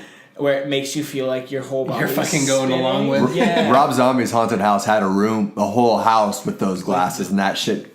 So cool. Like, was it like a bridge and like the whole tunnel that you're walking through? Yeah, the whole tunnel you're walking through, and they had like Dude. painted like black light stuff. And so like you're walking and you're going like this and then, you know, like turning left, like flipping. Yeah. And then if you stop and turn sideways and look straight at it, then it feels like you're flipping forward or backwards. So cool. Freaking trippy. And then you come out of the thing and you're just like, what the hell just happened? And then you're in this, they have these like paintings. Like I remember there was this like coral. It was like an underwater kind of theme going on. Like, so there was this piece of coral that looked like it was sitting like 4 feet off the wall. And then you get over there and you're like, oh no, it's just painted on. And there's like these flowers on the ground that look like they're a foot off the ground. And like you go to step on it and like your foot just like wishes through it. That's amazing. So it was a very trippy experience. Isn't it crazy that those are lights in like under the sea, like coral and like those like deep in the ocean, like there's fish that are like illuminating like these LED lights. Like we have these colors and these like things in our world because they exist down there, right? Isn't that why that's like a color spectrum, that it's like it's a life form somewhere? Like the neons and whatnot? Right. It's like, isn't that how we then like translate we never it? saw neon until then we morph, kind of shift with it, or I don't know. Because I don't know. That's true. It's a chemical, right? It's a. But it's natural in this life too, I guess. Periodic table, yeah. Something, I don't know. It's just because we can artificially make like neon lights, like glow signs and whatnot, you know. Colors, man. I actually went at the Apache Lake thing. Some guy on acid had those the ones that you handed out, and he handed them to me. He's like, "Oh, look at these," and I was like, I thought about you. I was like, "Oh, my friend who gave these out at Burning Man." I put them out like. I was like, dude, I wish those are fucking cool, actually. Yeah, they really were. I don't know, because they weren't like super like psychedelic, but they're just enough that like they kind of shift the lights, right? That's what made it cool, because you can still wear them and walk. Yeah, so, like, I have other like kaleidoscope glasses and goggles where it's like you can't like you take 4 steps and you'll fall over. You know what I'm saying? And they're completely different. You're like Bill Cosby. Cool. Those are Who rubied? Oh man, those ones are nice because of that. You can exist. You can still exist. And I remember actually at Saguaro Man, which is the Arizona Regional Burn, I had given this lady. She was clearly pregnant and was not intoxicated. You know what I'm saying? And so she was like, I thought acid didn't affect the pregnancies. Yeah, only if you take enough. Okay. But I gave her the glasses, and she was like, whoa, this is me. She's like, I feel like I'm tripping now. And she's like, and I've been sober for 7 months. You know what I'm saying? Like, because I'm pregnant. I saw her like 3 hours later. She was still wearing the glasses. Oh, like, just walking down the road. Just that's like, awesome. And I'm like, you're literally like experiencing a trip now. Yeah. If you leave them on that long, it starts to become a reality that all of your lights are refracting like that. You know? Going back to sounds or language, like we can be hypnotized by anything and everything. Crazy, man. Is it? It's a crazy world. It's a happy Halloween. Oh, I keep forgetting it's Halloween. I know, bro. It scares the shit out of us. I'm chill, right? I love this. Yeah, so this is I'm gonna put knives in my candy for the kids. Yeah. Little blades. I saw a picture earlier. Trick or treat. Trick! It was a Twix bar, like a little mini Twix bar, and somebody had like pulled it apart and they had taken the caramel and put it over a handgun. And it was like, check your kids' candy, parents. And I just thought that was so funny because I guess it really is a thing. Like, fucking disgusting, disturbed people that want to just hurt people. But that's all that hate in the world. Yeah. Or something. What is it? That's like the meme of like the news station reporting like, oh, parents, be careful. This year they're handing out edible gummy bears. And I was like, anybody with the edible gummy bears would not be giving them away. Yeah. Those are expensive. We are not giving away our weed. Yeah, fuck you. Yeah. I have mine like siphoned off until I get paid next week. That's not like I'm like a squirrel with my nuts. I'm like, all right, this is for Wednesday, Thursday, Monday, Tuesday. and I'm not even lying. Like I'm giving shit out to kids, right? Especially a whole bag. You know the parents would take it anyway. Yeah, right. Like, oh no, son, you can't have these. Don't open these. It's a chocolate covered mushroom and a loose packed saran wrap. What's written on there? Good luck. Smile. Enjoy your trip. Time to meet your master. Oh man, I wish someone was handing out chocolate covered shrooms. Yeah, real man. I'll come back. I will go home and change my costume and come back to that house. Thank you very much. I saw Free Solo yesterday. Okay. That's it's a National Geographic documentary of Alex. I don't know how to say his last name. Goldhammer? No, is it Honnold or something like that? Oh, I don't know. I thought it was an R for some reason. That's all I remember. No, right? Am I thinking about the same person? Yeah. Anyway, he fucking climbed Yosemite. In Yosemite Park, there's this ginormous wall of granite, and he free soloed that. Free soloed means like no ropes. Yeah. No fucking anything, dude. And that whole movie, I was just on the fucking edge of my seat. My hands were fucking dripping in sweat. My feet are soaked because I'm sweating. That whole movie was just unnecessary stress. That is well worth it. It was fucking amazing, dude. Can't imagine that adrenaline or that high. Oh my God, like, dude. you're existing in a different plane of consciousness at that point. You have to. And that's what he gets to. He gets to this point where he's like, everybody wants to feel perfect, you know? And for this, you can't make mistakes or you will die. Like, literally. And he's like, you know, once you get to the top, you know, you were perfect for that split second. Even if it's for that split second, everybody wants to be perfect. He's fucking butchering it and paraphrasing, but he says something like that. And it's like, I could see that aspect to it. I mean, the guy's very blunt, very forward, even like with his relationship, because it portrays the relationship he has with his girlfriend right now. And at one point, the girl's like, would... putting me in the equation make you consider doing all these climbs and whatnot? And he's like, honestly, right now, probably not. I don't feel any like sort of attachment or, you know, but that's also a lot to do with how he was raised and whatnot. It's a great documentary, dude. You should definitely check it out. It is fucking insane the way they filmed it too. They would show like the map outline of what route he was going to take. And it was like the easiest route? Yeah. Yeah. But still, it's a fucking phenomenal just accomplishment, dude. It is insane. Like I said, you should just check it out.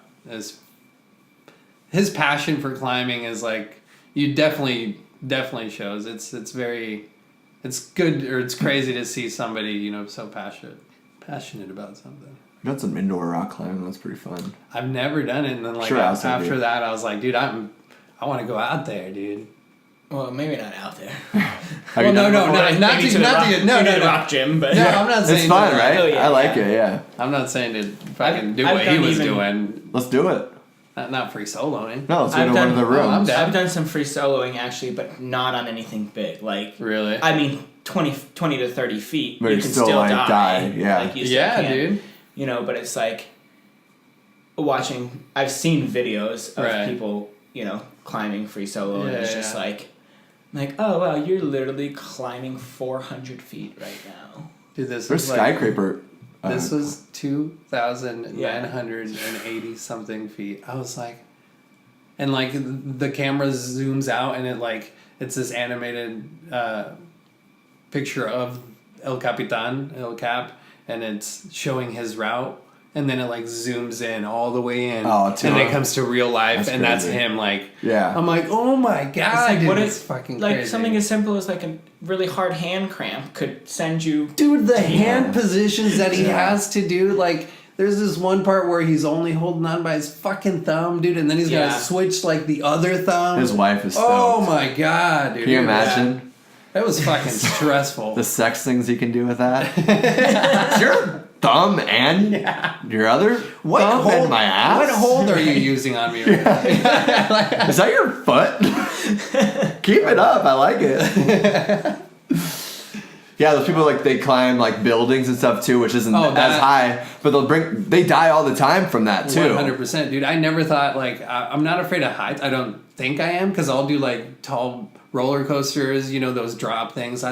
I'm not terrified of heights. When I see videos of that shit, dude, like those kids climbing on those skyscrapers, my toes fucking curl up, dude. I get these chills just rush over me. It fucking scares the shit out of me. I mean, like, I don't know if it's fear or it's more like, it's just cringeworthy, dude. Ugh. How do you feel about being like like on a balcony up to a really tall building. You're comfortable. No, with I'm that? comfortable with that. Yeah. No, I've done work on balconies on like 24 stories or a tall enough building. I've never been on a skyscraper, but yeah, I don't know that I've ever been climbed high enough on something that was like sketchy that I was like, I don't know about this. I'm just rational with like, I'm not afraid of heights, but I'm like, I could die. But yeah. So it's like out, like going like on a into- balcony, you're safe. You're like, I love it. It's like I like being high up. It's cool. But if like I'm on a mountain, I love being high up too. But I look down, I'm like, all right, like check yourself a little bit more. The balcony I was on had the pool directly under it, or like right next to the building. So it was like you peek over and it's like, bro, I could make that. Yeah. I could make that pool. And it's like you see videos of like actual people fucking doing that kind of stuff. And it's like, ugh, why the fuck would you do? It's like living on the edge or... right? They're like there's something... The wind's like blowing super hard in these videos. Yeah. And you can see their shirts like blowing.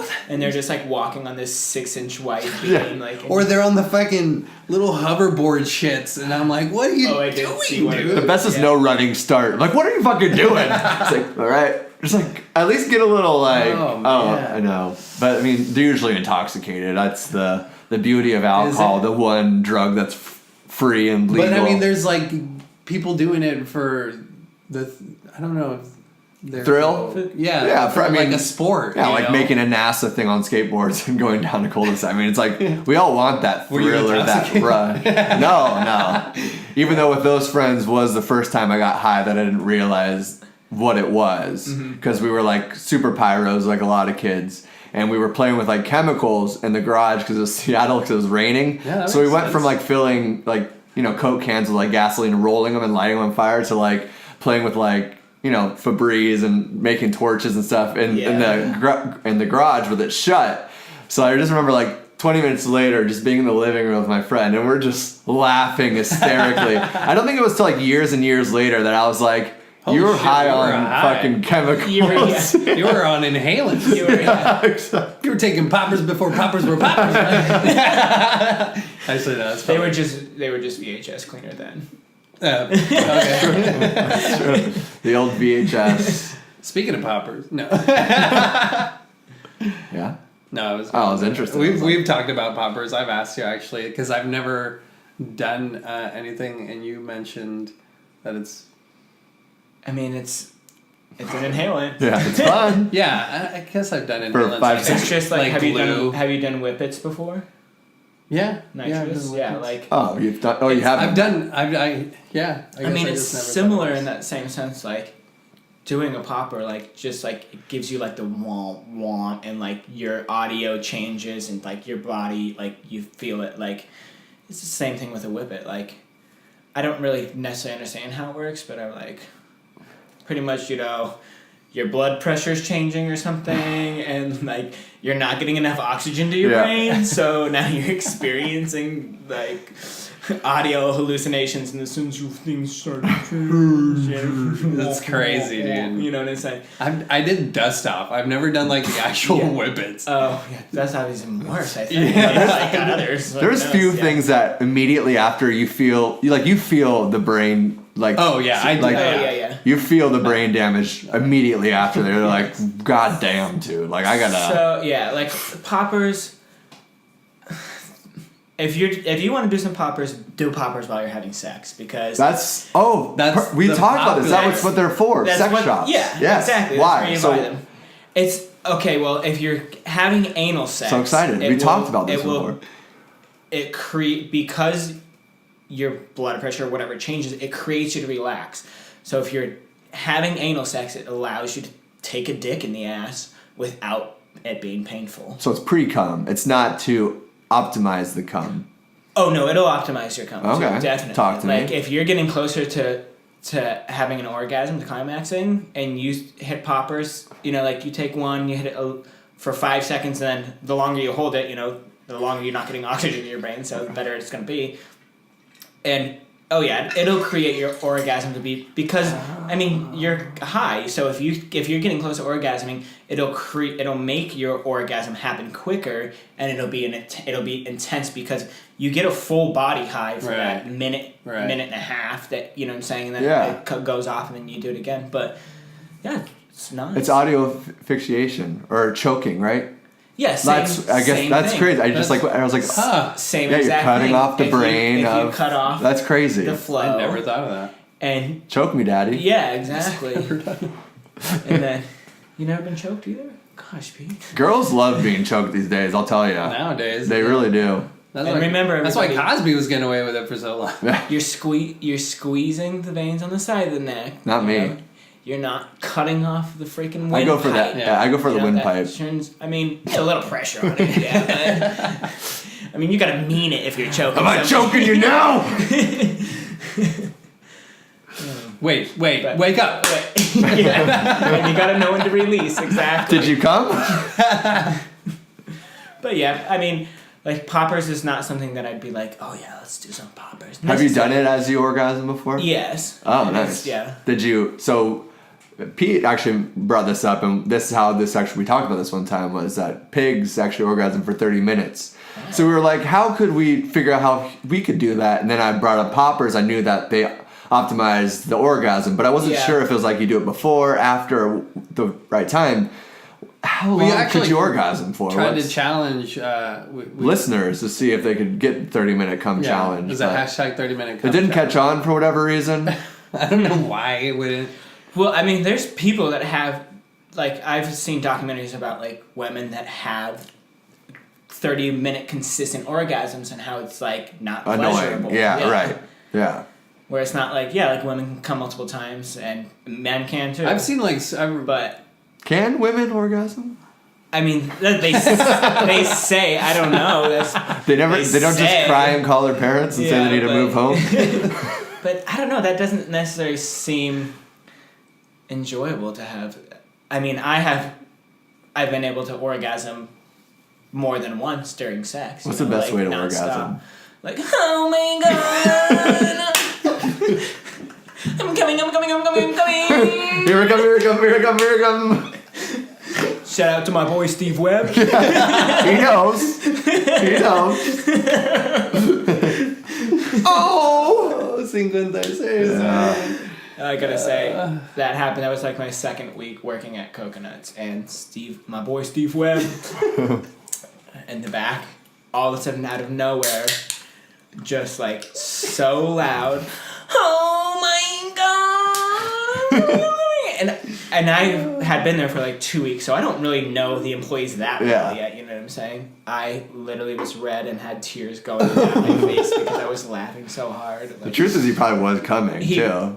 Yeah, maybe he's one of those people that gets these, like, very, because I've read, like, some, like, this lady was, like, using a vibrating toothbrush on her, like, to brush her teeth, and, like, she would come from, like, the smallest little vibrations, you know, or, like, I don't know, you hear a chopper, the chopper, like, vibrates the chair you're sitting on while it's flying over you, and, like, that little vibration, like, there's people that come with those tiny little... Yeah. That'd be nice. I don't know. There's people that... That's what I'm saying. Like, come without touching themselves, without having any sort of physical stimulation, just all Is that mental. true? That's on that one podcast we listened to. They're like, they show clips of it, like kind of hugging or, like, not, like, almost hugging, and then they're like, and they're like, maybe the girl, but the guy's got to be full of shit. Can you come with, like, can you shoot a load without being touched? I mean, can I? I have, not that I know of yet. I haven't tried. Was it like that part of meditation, if you only focus on that, like... Yeah. You will become aroused, and to a certain extent... I'd think it'd just fucking take 14 hours or something, you know? Like, you've lost like 3 pounds by the end of it. What are you doing in there? I'm trying to jerk myself off. It's been 3 days.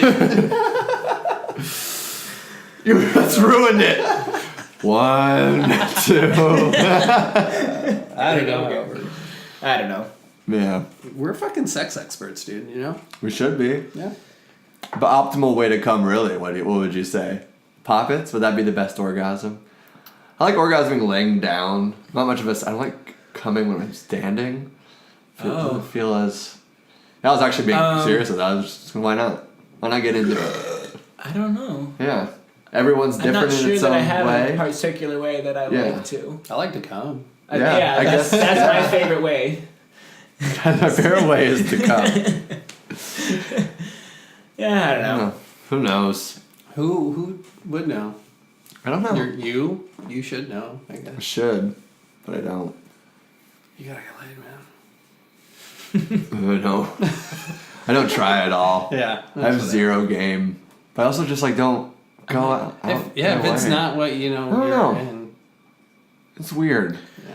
Well, I mean, there's always the option of just finding some random person on Tinder to have sex with. That takes so much effort, I feel like. Or like scrolling, swiping, talking, communicating, meeting. I don't know. It's just like you lose. I'm just like, yeah, because you've talked about like the personal connection, or like, you know, you meet somebody physically, you know, like out natural, I guess, like organic way of meeting somebody. Like The sex is totally different. That's either what's way. more appealing. Yeah.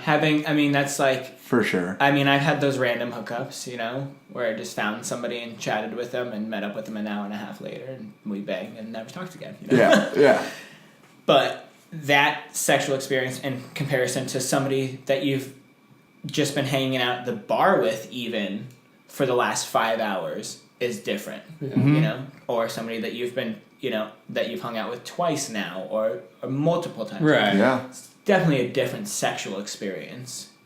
Because you're both literally saying to each other, like, let's just get together and make each other come and then we can be on our way. You know? I think the thing about that too is I feel like as a culture too, like with like sex robots coming out and like we can joke about it and stuff like that, but you can also like look at it and be like, they're gonna get better and better and better. Like people are slowly doing it, very, very slowly doing it. But like 20, 30 years, like a lot of your sexual, like, I mean, because you'll be coming the optimal way almost. Like you can actually manufacture that for yourself. So they'll start losing that connection even with, I think it could really happen because we're so glued to technology.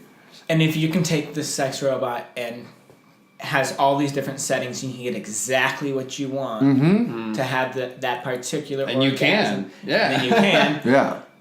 And then sex just turns back into making babies only. It's probably going to be Alexa too. It's probably going to be the name. Oh, shit. Hey, Alexa.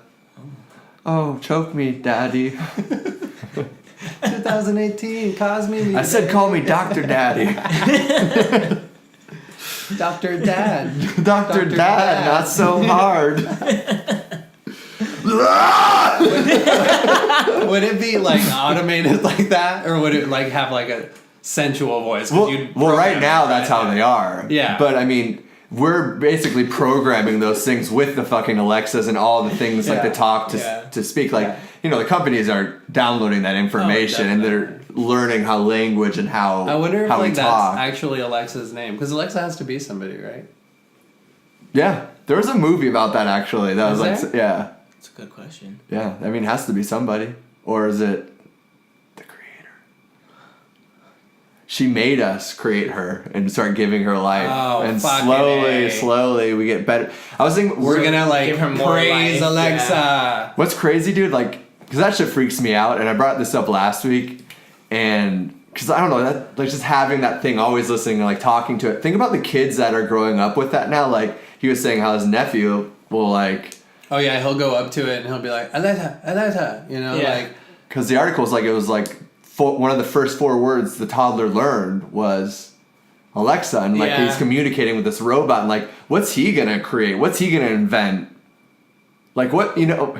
What information is he gonna get from that's gonna create who he is more and more? Mm-hmm. Yeah. What is he learning from Alexa instead of his actual parents? Is that, how good or bad is that gonna be? What is it like? What is he gonna create? What if there's like an Alexa in like the kid's room, and at night like she activates and be like, "Hey Hudson," or like, "What are you doing over there?" Yeah, cut off your neighbor's cat's head. That's like Black Mirror type of shit. So I remember that gave me chills. seeing this like a long time ago, seeing this documentary, and was talking about how like baby monitors, like if you can find the right frequency, you can communicate through a baby monitor. Oh yeah. And how this child was experiencing these things, and so the parents finally set up a video camera in the room, and then we're hearing it, and so then they finally stayed in the room, and they were like, somebody's literally coming on and being like, hey. Yeah. That's happened. That's babysitters. Fucking with kids. Yeah. Like, and they do that with YouTube Sick videos too, where they're there, like, bro. they'll chain the videos until like, they'll be watching kids' videos, like, oh, here, watch this. I don't want to parent you. Yeah. And then it starts going to these super weird parts of the internet, like, because they kind of tag them into different things, and they've gotten better about like,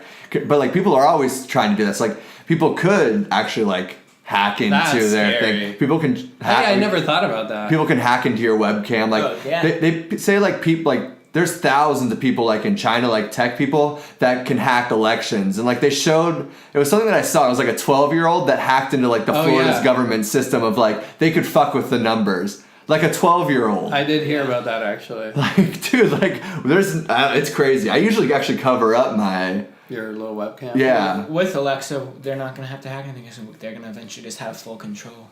And just, even my brother's house, when you walk in the house, his lights are controlled by Alexa. So he walks in and he says, Alexa, kitchen lights on, and the kitchen light turns on. But it's also kind of badass. So it's like cool. This, and Alexa, that's the 50% trick. kitchen light if it's too bright. Yeah, you know what I'm saying? Like, I know. It's like there's cool parts about it, but it goes back to the thing with like companies and supporting companies. Like the problem is that a lot of these people are like untrustworthy, I guess. Yeah. I feel like they're like these mega giants that want to get richer and richer, so they'll use these like algorithms to kind of keep on lining their pockets. It's like there's not like this like free organic farmer. It's like, here, have this Alexa thing that can like better your life, you know, help interact with your kids in your own environment. Do you guys remember easier. A Disney movie a long time ago? It's called, wasn't it called Smart House or something like that? Oh yeah. Where it's like, great movie. Huh? Great movie. Oh yeah, no, dude. That's true. For like Disney too, it was pretty insane. Maybe Disney's behind all of this. Disney pressure. Holy shit, we're living around Disney. I do think Disney is it's on. I mean, everything that we're consuming, everything has a purpose for some reason of some kind of control or some kind of perception. No matter how you choose to interact with it or not interact with it, like it's changing your brain waves. You know what I mean? It's programmed into you somehow. You don't It's that energy. It's putting up an energy, and it's you. Everybody like processes it differently. Like that energy, you could consume it, and you can, you know, love these murder mysteries, fucking whatever it is that you're into, or you could be like, I don't like that shit. It kind of freaks me out, or like, I'm gonna stop saying bitch. Like, I don't like that word. I'm gonna get away from it. Like, I don't want to say. I don't know. It's like how we deal with. I also think like little changes though. I mean, if it's a word or, you know, like go back to your fast food thing. It's like, you know, you started cutting that out. Like, what do you feel differences from that rather than like you're maybe have a little bit more money? Like, do you feel mental clarity from like not eating that kind of stuff, or do you not like? I don't know. I just feel like I don't necessarily feel any different, like physically, you know what I'm saying? But since doing it, I've had this like thought of like, well, fuck them, you know what I'm saying? Like, fuck them for like they're giving me this shit food and they're taking all my money, you know? Yeah. Fuck them, you know? Yeah. And then I eat it, you know? Like I said, I spend 4 times and I'm like, oh, this isn't bad. Yeah, like, oh, that's not... But then the next day it's like, no, I'm not giving back into that. No. Only when I'm drunk. I only. Yeah, right. Yeah, you always make those little things like that. That was my problem. Yeah. It was just always when I'm drunk. Oh man. You said you aren't smoking as much weed. Is that a new thing too from Burning Man, or is that something that's been going on for a little bit? Yeah, just like over the last couple of years, I've dramatically over the last 2 years, maybe 3 years, have like cut down. There's no reason for it. I've just slowly stopped smoking as much weed. Like, I kind of cut flour out. Yeah. I cut a lot of, like, most of my flour. I haven't smoked flour since I've gotten these cartridges. I realized how much I smoked, and it was almost like abusing it. So it wasn't necessarily like medicinally using it. Like I was going through an eighth a day easily. And that's lasts me a week to a week and a half now. I just realized I was just like, I'm fucking smoking way too much, you know. I mean, maybe concentrates is part of it, but I don't even smoke the pen that much. You know what I'm saying? Yeah. When I'm at home, I don't ever smoke the pen. Actually, I smoke flower at home, and then if I need to take the pen with me. Do you ever mess with CBD? Do you ever smoke it? I just did. But never you don't regularly ever use it or anything? No.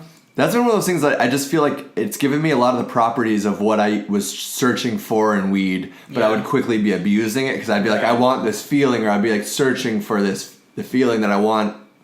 But like it was, I mean, that's also the thing about like having your card is like you can really know what you're consuming because like you know if it's some fucking fire that's like gonna be one hit that you're gonna be good. Like all the dosage is complicated. So now it's like you can. And so I love edibles, so it's easy because there's a number to it. Like okay, I know what this is gonna do. Even though sometimes that shit's a way out the window. I swear to God, I'll have a 50 milligram edible sometimes, and I'll be like, oh, that was nothing. Then other times I'll be like, oh shit, I can't even walk to it. I'm like, am I alive? Yeah.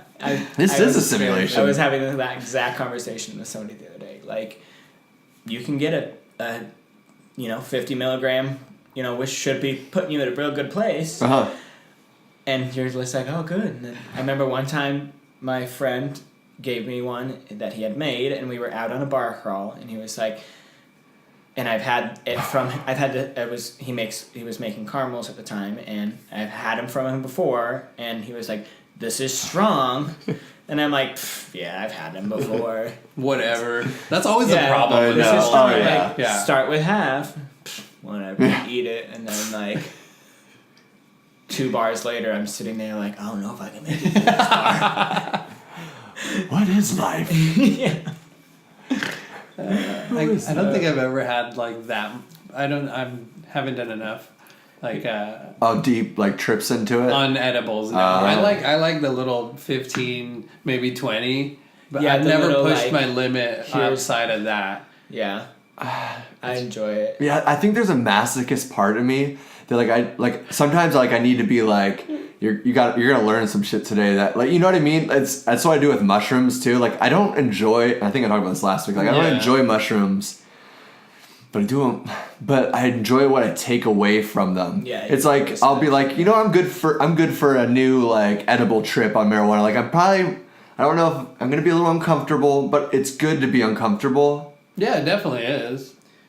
I don't know. Do you get is there any of that inside of you that you feel like? I mean, I don't go into the trip being like, all right, let's go meet Satan. You know what I mean? Like, no, I mean, well, with edibles, I'm just like, oh, I'm gonna be high. Like I'm gonna get pressed. Oh, okay. Where you're like, I'm gonna get pressed on the couch where I'm just gonna be sitting there like. But yes, you're always like you're high to the point where you start thinking and thinking and thinking and thinking and thinking, and then you're like, oh. So even with edibles, it's like you still are gonna take if you take enough to the point where you say to yourself, wow, I'm fucking high. Yeah. Right. Yeah. During that high, there's going to be something that's true. Think of that you're going to take away. Good point. And it could be something super simple, too. Yeah. But that you're like, oh, I wouldn't have thought about that if I wasn't high out of my mind. Yeah. But as far as psychedelics, every time I go into a psychedelic trip, it's like, oh, yeah, this is going to be a good time, but what am I going to learn? Yeah. But it's also like, it's that fear giving it life in a way, too, because it's like, one of my favorite moments, I remember, like, this one girl that I just got her to do all, like, she didn't do any drugs or anything, and then within the first month, she was, like, dropping acid and taking mushrooms. So she was a champ. It was cool. But we were in the forest one time. First time she ate, like, one of our mushroom suppliers gave us, like, these chocolate mushrooms. We had no idea how strong they were. Both took half of it, and we're walking in the forest, and she's like, I'm starting to feel weird. She's like, I feel bad for all these like bugs and skeletons that I'm crushing underneath me. I'm like, we got to get the fuck out of here now. So I take her hand and just like run out of the forest. Were you like envisioning the same or? No, not at all. Oh, okay. But I also know like you can have these dark thoughts and you can give them life and you can fall into that trip. Oh, yeah, or it can be like, No, I'm good. I'm not gonna go sink into skeletons right now. We got to get out of here and move on to like happy thoughts because those will come too. So literally we get out there and then I'm having a great time still. She had a miserable trip. She goes into the bathroom. She comes out crying. She's like, the toilet tried to swallow me. I'm like, okay, we got to get home, like lay down, like listen to some music or something, But it's just funny because you do like, I guess you're right. Like there's a whole spectrum of like happy and sad thoughts that you're going to experience through an edible. But it's what you give life to, whether it's a ghost or a trip. It's what am I going to hold on to? Mm-hmm. So, such as life. Complaining or just be happy. What did you say last time? Like, I'm just going to be happy. Like, that's too bad. Like, I don't know. You said it really nicely last time. Me? Yeah. Something about being fucking happy. Like, whatever. Like, you just choose to just be like happy. pretty much like, I'm fucking happy and you're not, and that sucks that you're not because I am. So I'm just gonna do my thing and be on my way and continue being happy because I don't want your negativity. Yeah, exactly. I'm letting my light shine and you ain't gonna dim it, motherfucker. Yeah, something with shine. Yeah, something. Yeah. But that's a great way to live by because I've really tried to do that too with like in the mornings being like, this is gonna be a good fucking day. Like I'm gonna make the best out of this day and just telling myself that right from the get go because. Why the fuck not? Yeah. Why cling on to like I get frustrated with myself when I get angry now or like and mad because it still happens, when you're talking about Burning Man, I'm like, did you not get fucking mad at the guy? Like, hey, what the fuck are you doing jumping? You know what I mean? Like it'll just like kind of jump out. It's like, oh well, I'm fine. Yeah. I'm doing my thing, I'm happy. You seem to be happy. Yeah, right. Splat. But I think that just goes. Shouldn't have jumped. Yeah, right. Oh. Is he okay?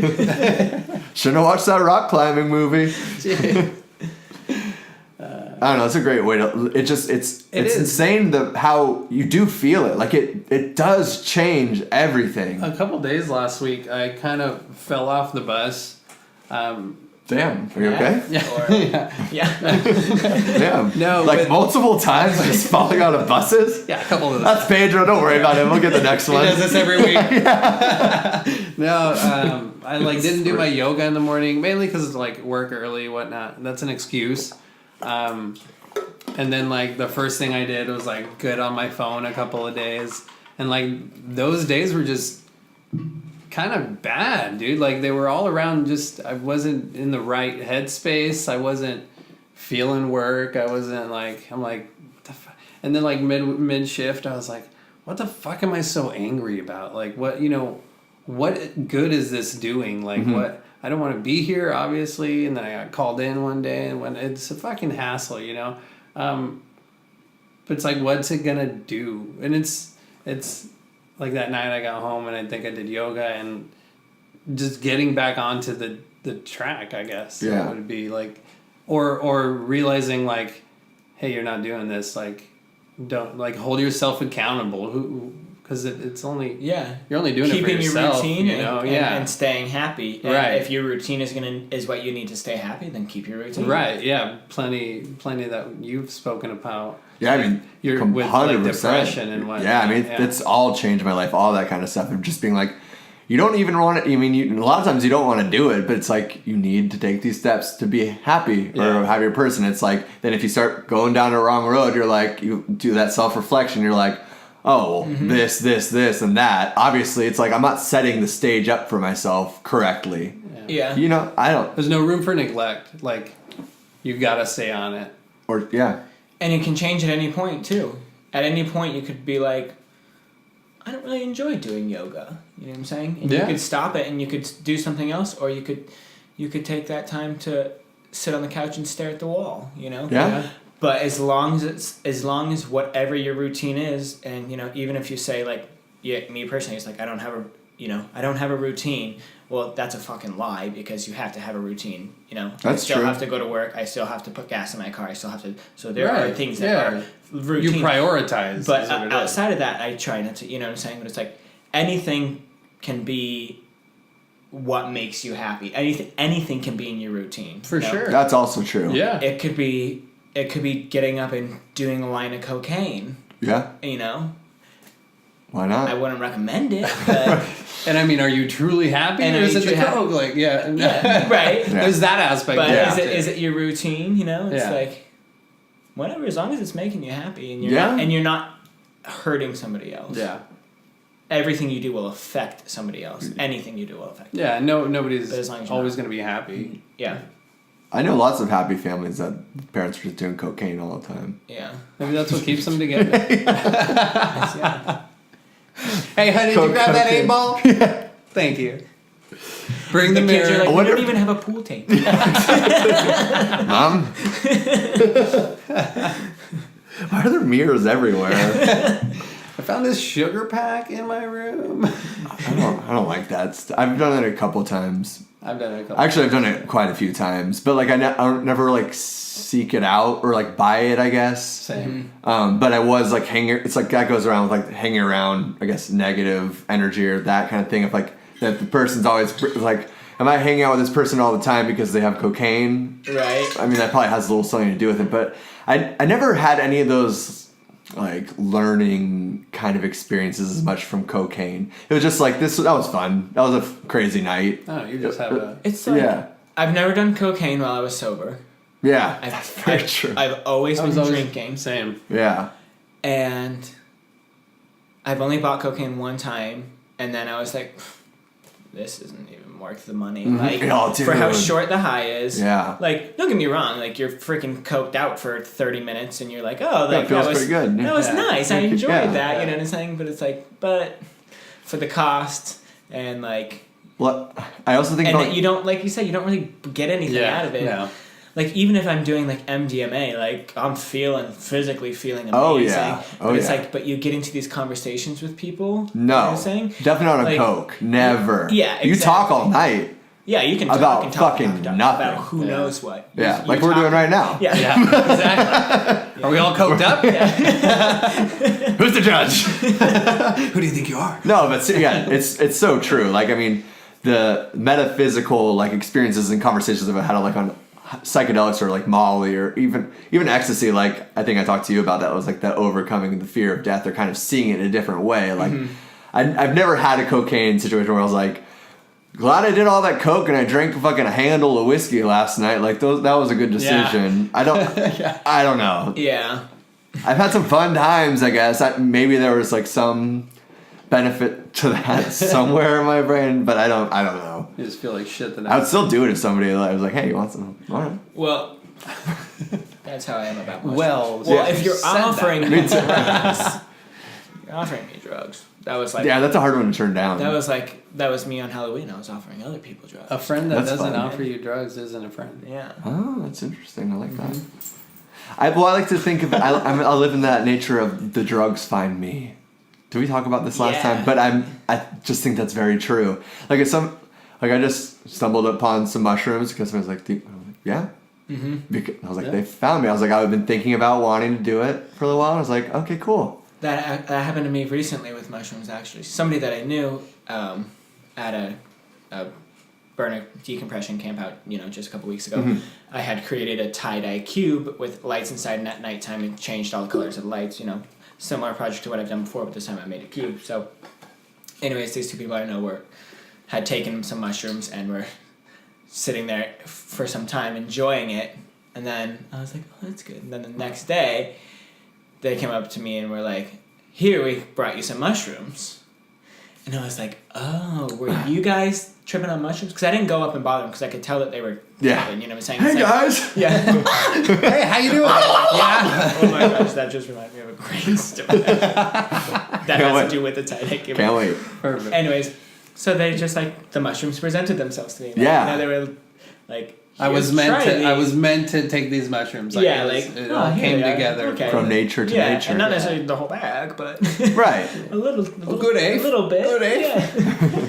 But anyways, the tie-dye project at Decomp, it was this cube that I made out of conduit, so it was a metal cube, and I sewed and grommeted a sheet and just bungee balled them on to the four sides. And at one point I was sitting there and talking to some people that had taken some LSD, and they were like, one of them was like, oh, I think they were all, I don't know if all of them, but I know some of them were. Anyways, they were he was like, oh, it'd be cool if you could go inside. And I was like, we can. Wait, there's more. You know? So I pop all the bungee balls on one side and we go inside and we're in there for a while. And then some other people are like, oh, there's people in there, you know what I'm saying? And then we had a bunch of people crammed in this little queue. And then they left. Anyways, at one point, my brother was was on the outside. Yeah, he was on the outside, and there was 2 of us on the inside, and he reached through. He reached under because like there was a space between the pole and the tie-dye a little bit, and he reaches in and grabs somebody by the leg, like, and goes, like, grabs him. Scared the shit out of him. Oh my gosh, it scared the shit out of us. Was he tripping? Were any guys tripping? Oh god. So that's why, like I don't think my brother was, but I think like I was intoxicated and she also was intoxicated, and it was like. But so, like, scared the shit out of us, but was also so funny. But, yeah, right after. Yeah.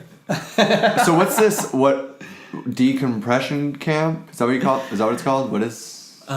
It was it's just called Decompression, but it's a camp out. Like we camped there. So and that happens always after Burning Man. Yeah, that's like a month to a month and a half afterwards. So it was like there was like 250, around 250. And you're people. camping, or is this? Or maybe less because like it was freaking raining for 2.5 days out of the 4 days we were there. Okay. So it's like this year it was on my friend Holly's property. She owns a big, like, I don't know, I think it's 50 like more than 45 acres. Anyway, so she's got a big property. So yeah. So I'll just camp out there, and there's like some art, and you know, not in comparison to like Sorry Man Bring. Anyways, it's a decompression. You go there to like decompress from and share stories from your burn, because it's like, you know, coming back to, like I said before, even going there this year, it's like when you come back, it's hard, and gets easier, I guess, every year, but not necessarily like. It gets easier in the sense of you know what's coming. You know what I'm saying? Mm-hmm. Like, You're anticipating. You know yeah. it's You're mentally prepared. You know it's going to be slightly harder hard to come back to, you know, the default world. Right. But it's like, but you've done it a few times, so you understand the process a little more. So it's just like we go out there and have our own little burn, and it's like way more mellow, you know what I'm saying, than a Burning Man or Sorry Man or anything. Is it more mellow than Saguaro Man as well? Yeah, definitely.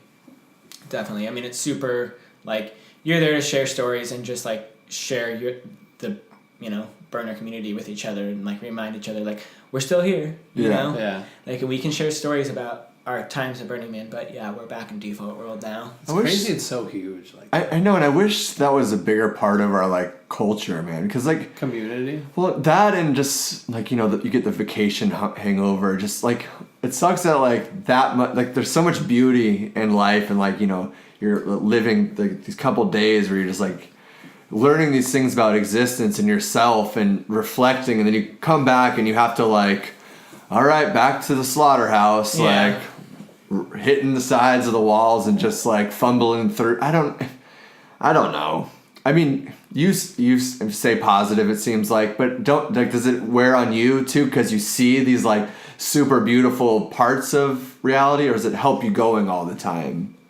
Obviously that helps, but... I mean, it helps in the sense of, like, it's something that you love to and that you look forward to. Like, just, I mean, Burning Man isn't just that week of the year. Like, it's an all, you know what I'm saying? In Arizona, we have multiple events throughout the year. How many do you go to a year? I don't even know. With, like, I don't know. You got at least Saguaro Man, Decompression, and Burning Man. And then... The main ones. Those are, like, the main ones. And then you have, like, the 100 days, or this year they did 29 days before Burning Man Camp Out. And then there's, like a Cacophony Society event there's tons of burners that are part of that, you know what I'm saying? And they have, like, Santarchy and Brides of March, which are, like, fundraisers. And then you have, like, the holidays party and, like, this other party, you know what I'm saying? So there's, like, a few parties. It's a subculture. I mean, yeah, it like, definitely is. Yeah. And then there's, you know... And then there's just, like, times where it's like, hey, like, we're going to get, you know, 20 burners together, and we're going to, you know, or, like, they'll post on the burner thing, like, hey, looking for other people from the community, we're gonna go down to and feed people. You know what I'm saying? Like, so it's like it's a full, you know, it's a year-round community. You know, outside of just the burns and partying. Yeah. Like, there's, you know, fundraising. You know, and community service style work that. Do you feel like, deal with, is everybody that same place, do you feel like there? Or is there some, like, bad apples? Are there some people that, it's, I mean, in the sense of, you gotta realize, like, it's a huge community, and it's a community from all around the world. Mm-hmm. Yeah. And no matter, like, it's an amazing community, but it doesn't matter where you're at, you're always gonna have shitty people, and, like I say to people, you're welcome until you're not. You're always welcome until you're not. And you can come in and you can be whatever, you know, like, there's such a wide range of people. Age, race, religion, everything in the burn community, you know. But you're always going to have shitty people in any... That's true. It's just a beautiful thing to be a part of. Like, I don't know, like, I seek something like that, I guess. Like, I seek something more of a community, or, like, you know, being a musician, like... like, there's some nice bands, like, there's some that we're friends with, like, we were at the festival, super cool, but like, there's so much like competition inside of that too, where there's a lot of, like, hate, ego, jealousy, fight to get to the top, and, like, well, it doesn't have to be like that. It can be like, I want you to do well, everybody should be doing well, like, you know, the more we're all supporting each other, the more it all will feed together. Right. Yeah. But unfortunately, like, in that kind of art, it's, like, I think with any art where you're like...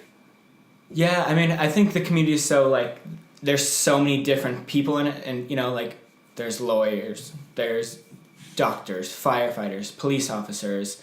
You know, a lot of people are like, oh, the Burning Man, bunch of dirty hippies, you know what I'm saying? And it's like, well, yeah, we accept dirty hippies as well, you know, but it's not a bunch of dirty hippies. It's literally anybody and everybody, and it's like, they, you know, like, for instance, you're a lawyer, okay, and now you're going to Burning Man, you're seeing people high on drugs, and you're potentially taking drugs, and you're seeing anybody being allowed to be naked, you know what I'm saying? Like, something so different, but as long as you're accepting and you're doing your part to be part of the community, we don't give a fuck who you are. And that's something that not a lot of cultures can say, because, like, that's what's shitty is, like, you know, you say the lawyers or doctors, like, a lot of people would be like, well, they're fucking bad doctors, or, you know, it's like, why? Like, why is this part looked at negativity? Like, you know, and that's how they try to frame it, where it's like, you are a dirty hippie, or, like, you're not, like, the control of your job or your livelihood now is so much to do. Like, they're like, oh, I can't go trip, like, why? Yeah. Like, you know, even, like, a lot of people I'm sure could even, like, have a podcast or, like, put their names, because they're like, I'm afraid of, and it could come back to bite us in the ass. Who fucking knows? Like, it very well could. But I don't want to live in a world where, like, I can't just talk and shoot shit, because, like, that's what I enjoy doing. Yeah. You know what I mean? Or, like, taking acid. Like, I don't want a job to be like, well, you can't do this job anymore because we're going to drug test you, and you can't take acid and try to figure out if there's, you know, a blue goddess in the sky. You know, right. I seek that shit. Like, I need that. And I don't know.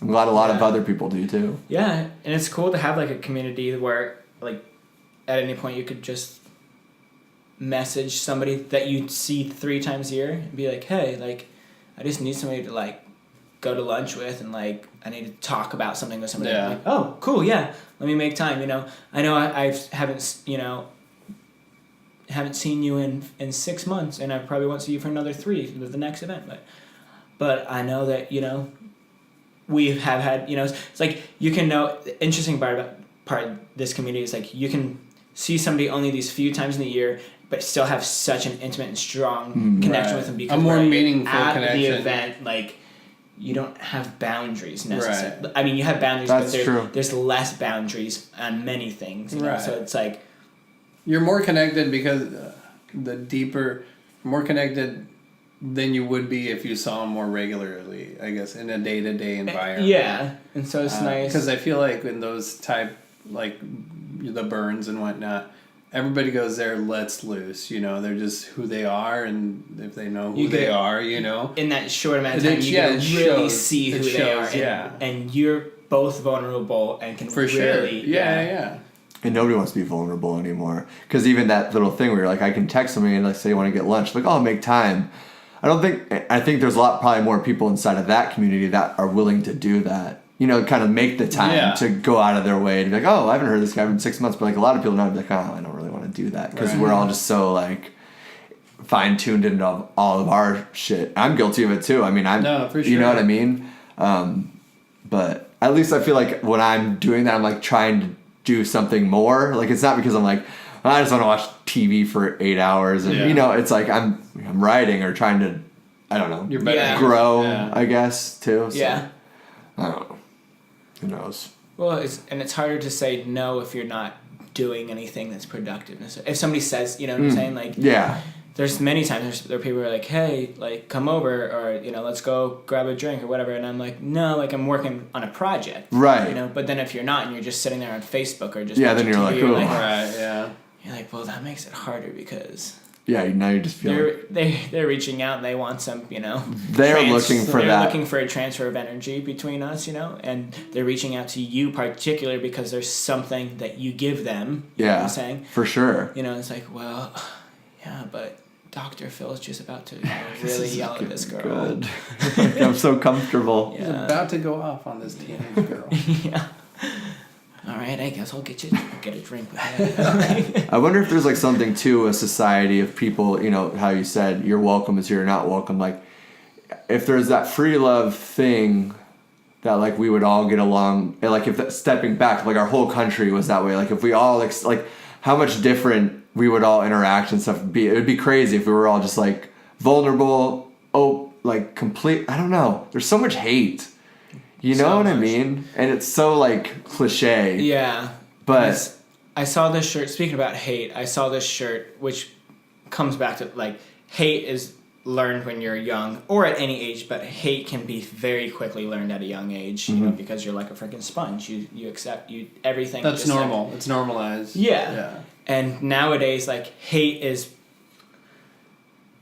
like things are changing in many different aspects, but it's like there's also the hate is changing, and the people that are hating are becoming very extreme with the hate. It's like this guy came into my work the other day, his shirt said hate is learned, and it was like kindergarten cards, so like H was like a hat, you know what I'm saying, and A was like apple, so like it was saying like his shirt was portraying, you know, like hate is learned and at a young age, and if you like, it's your job to not create somebody that's hateful, you know. That's so. And when you get older, you can still you know become hateful about anything, but when you learn it young, you don't know how to control it. I guess you know what I'm saying. It's a normalized thing, like you said. It's like you get desensitized to it. Yeah. Everybody's always complaining. We're always complaining.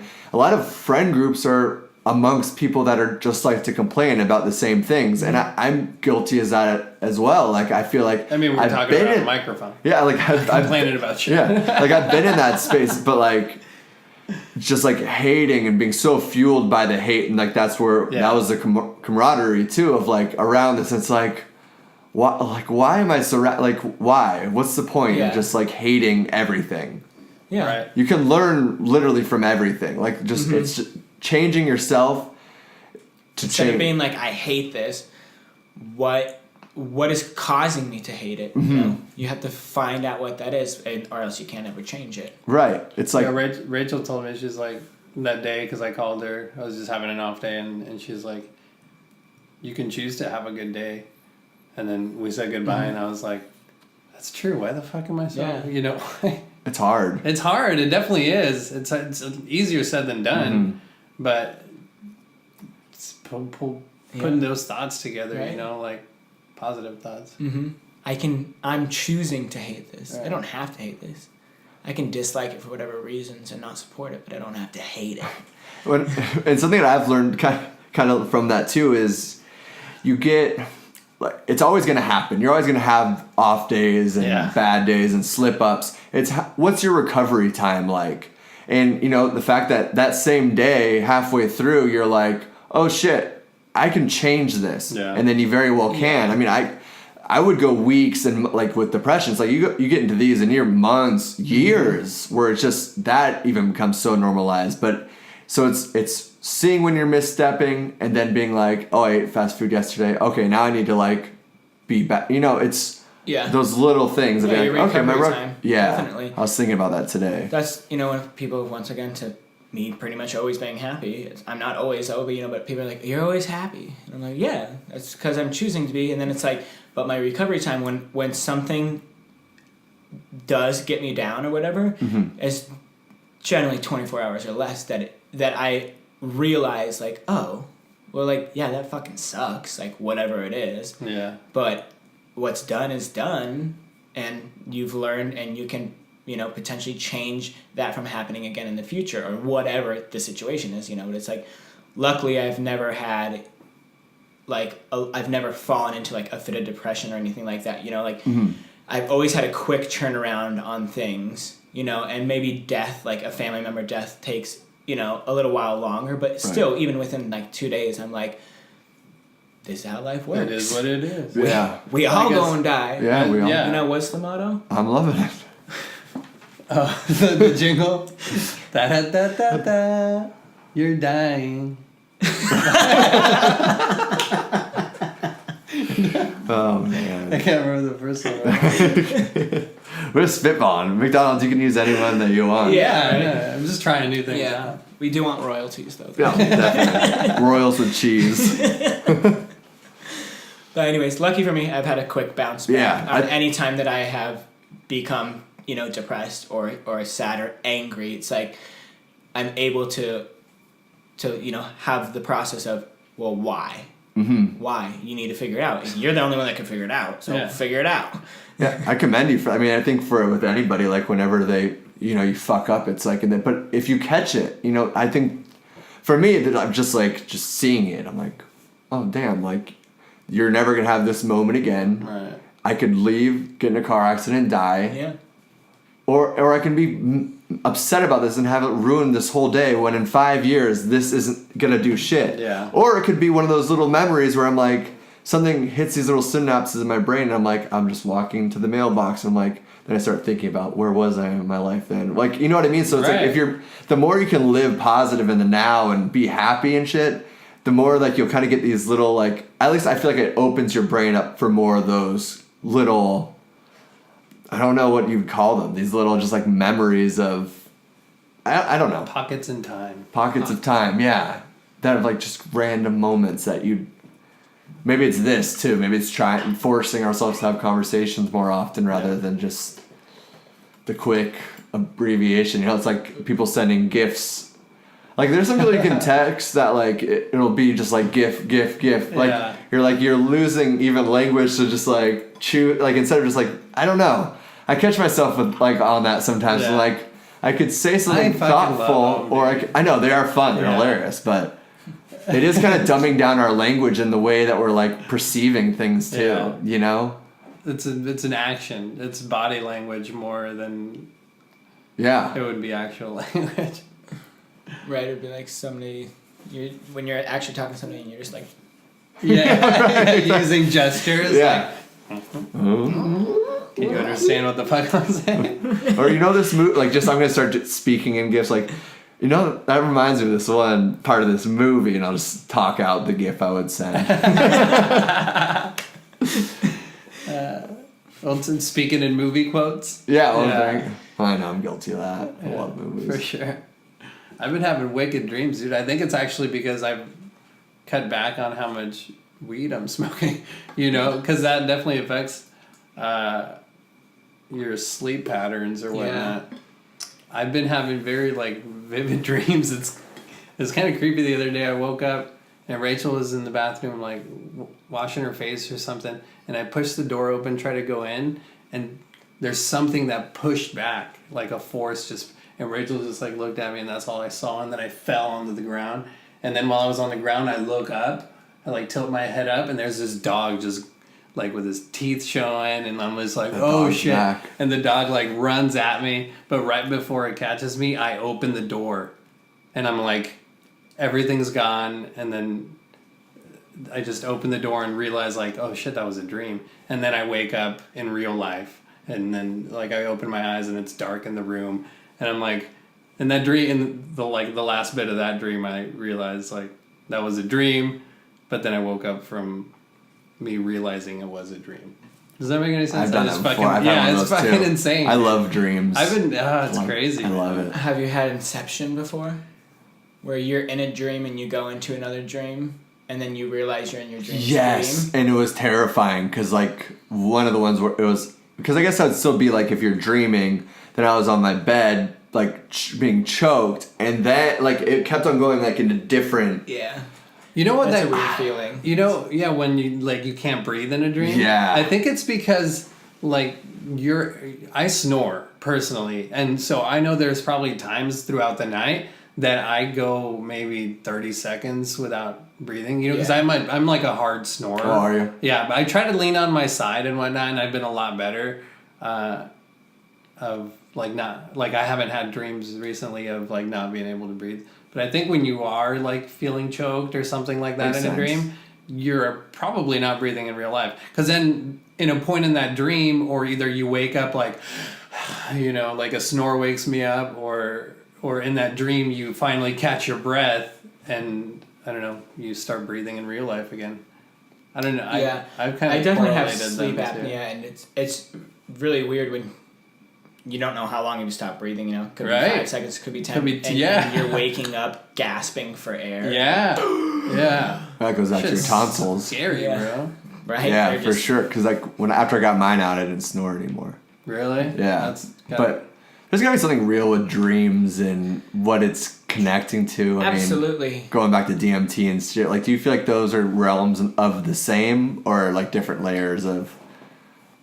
Well, I mean, there's so many. I'm learning there's so many more layers of the dream state, from like having experience of the inception where you're in a dream and you go into a dream in your dream and you go into a dream in your dream, or even having lucid. I've never had that many layers. Even having lucid. Have you had lucid dreams though, where you're like interacting, you're living. You recognize that you're in your dream. Yes, Yeah. I have. And done you can that. and then you can interact to an extent of what's happening in your dream. Have you ever?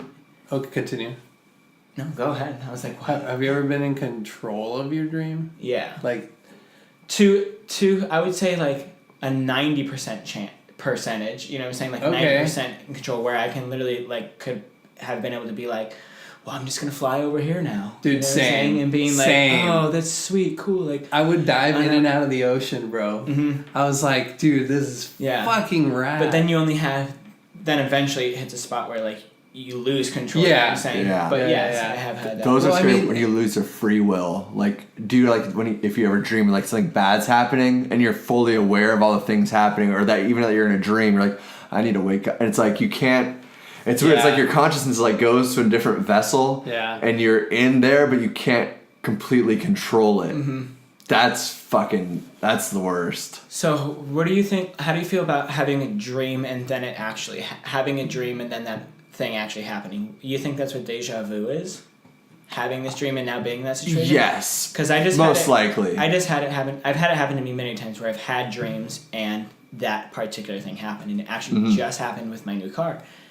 I bought this new car, and one of the reasons I bought it was so that I can tow a trailer. So it's got a tow package on it, and I had this dream that the tow package is only connected to the back of the frame of the car, and it normally the tow package is like a bar and it goes up to like the wheels on each side, and it was only in the back, and it was only like this big just in the back, and I'm like, I wake up and I'm like, that's fucking weird. Like, why would they design it like that? Like, what a weird dream. And I'm like, why do I even have this dream? That day, when I went out there and I was walking behind my car and it caught my eye and I said, I wonder. And I fucking looked under and it was exactly what my dream was. Oh, It was shit. not a normal tow package that would be on the back of a truck. And I'm like, where did that come from that my dream is now showing me that this is what it is? Is it just so that you know, like, this isn't the tow package you thought was Right. on it? Like, where did that come from? Do you think that comes like partially from previously doing psychedelics? Like, Having those Yeah, experiences having those where I've had dreams experiences, and then like- they've actually played out. right. I had them young, so I wouldn't like. I remember like when I was like 8 and shit that happening. I don't remember that. I was always like really into dreaming too. Like Yeah. there's even times in my life like before going to bed, I'd like would concentrate on dreaming and living in a dream state. Like, and it was always pretty fascinating to me. Yeah. I don't know. No, like, as to answer your question about that being because of psychedelics, because I would have experiences like that when I was younger, where I would have a dream and then I'd be like, that's so crazy, I had a dream about this, you know? But I think doing psychedelics in general opens more of your mind, especially the dream state, you know? Well, maybe while we're younger like that, we experience those because we are more open-minded. We haven't experienced, like, the real world. Very true. It's like... You're maybe in a similar mindset that you would be. Yeah. I watched this documentary about this kid that was, like, 7 or 8, and he's, like, telling his parents about these stories and these things, and he's like... And they're like, these are just dreams. These are just dreams. So it ends up being a whole investigation, and apparently this child... in his dream, or potentially a previous life, knew about where this murder had happened, where this person had been buried that was murdered. Yeah. And it was like this 2-hour documentary, and it's like, and, you know, it actually, like, this actually happened. They actually found that person's body in this space, and the dad was saying, like, he was saying certain things that he would never know. And, like, where does that come from in a dream? Crazy. If it's a dream... where is it coming from, unless it's connecting to something that previously happened, or something, or was that a spirit that was channeling this to that a child? reincarnation type of? Right? It could be any of them. It could be, exactly. That's funny that you mentioned that. I watched another movie last night when I got home on Netflix. It's called Kindergarten Teacher. Okay. And this kid, it's about the teacher, and she, like, spoiler alert, here we go, 3 weeks in a row. Spoiling another movie. Murders the kid. Yeah. No, she, like, becomes so obsessed with the kid because the kid, she's in this poetry class, and this kid has, like, he goes on this little rant where he goes back and forth, occasionally, and he recites words, and it's like a poem, you know? But they're so, like, ingeniously done or whatever. I don't know. It's pretty pretentious, like, or I don't know, you know, like the whole... Right. And she's, like, writing them down, and then she's, like, presenting them as hers in her class, and this and that. She ends up kidnapping the kid. Yeah, it gets pretty... I did not see... Well, I kind of saw the twist where she was, like, kind of obsessive over the kid. Then I was like, okay, this is... But the kid ends up, like... Since he's so composed or whatever, he knows what's going on, and he calls her in. I mean, I think... It was a weird movie, yeah. I really think, like, kids are kind of these portals to another world. Like, animals are that same way because, you know, but we train them from such a young age to kind of, like, say, ghosts aren't real, this isn't real, that, like... The Disney pressure. That we start turning that part of our brain off, so as we grow up, like, that's why more kids see aliens, more kids see ghosts, because...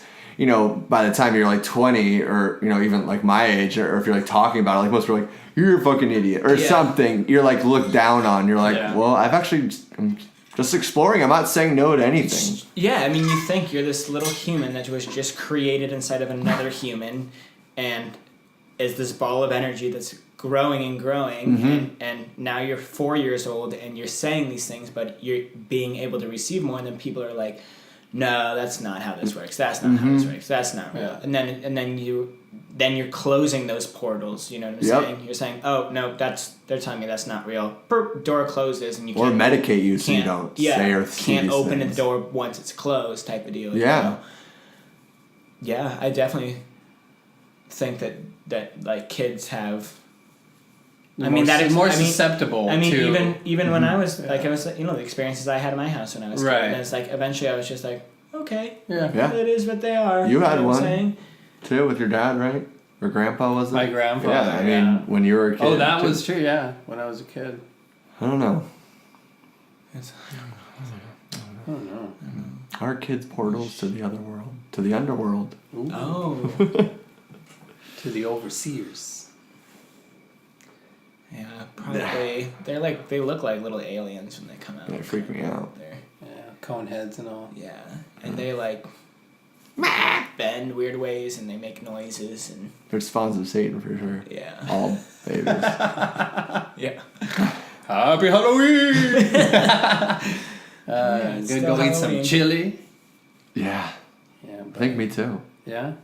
Yeah, so you don't know anybody, like, your family doesn't, being a white male, if I can... This isn't like a trending topic around like the white community. It's We're chili slowly during learning Halloween. that all of our parents are make chili. It's like... During Halloween. Yeah. Are you... My parents haven't made me shit. Yo, Mom!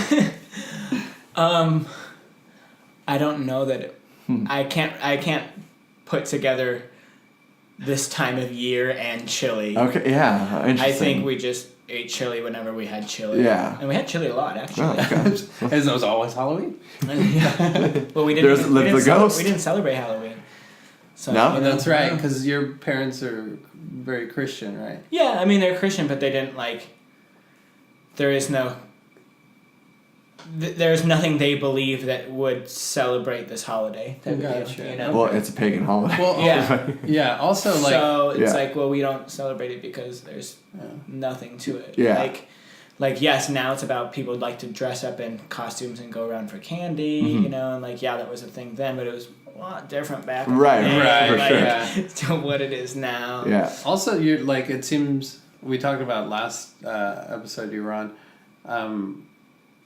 It's almost like your parents didn't close off those portals. No, you know? and like they once never... I was 15 or 16, they were like, you can do whatever you want. Right. At this point, like you're old enough to make your decision that if you're gonna go to, I'm not gonna make you lie to me that you're going to your friend's house and you're gonna dress up. Mm-hmm. If you want to do that, that's your choice. It's just not something that we partake in. Yeah. in. Yeah.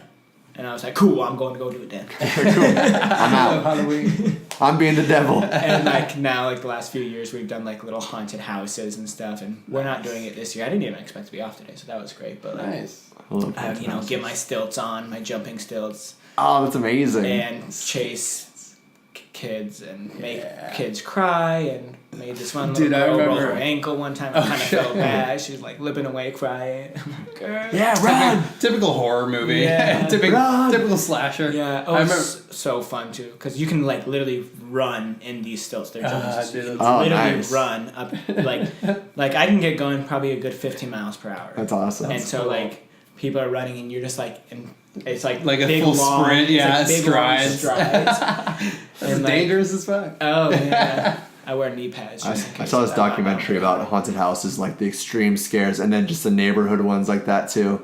And there were like all these like couples of just like these two that I'm like, I just found my dream girl. Like, I need to find somebody that just like wants to like just make haunted house, because that'd be so fucking cool.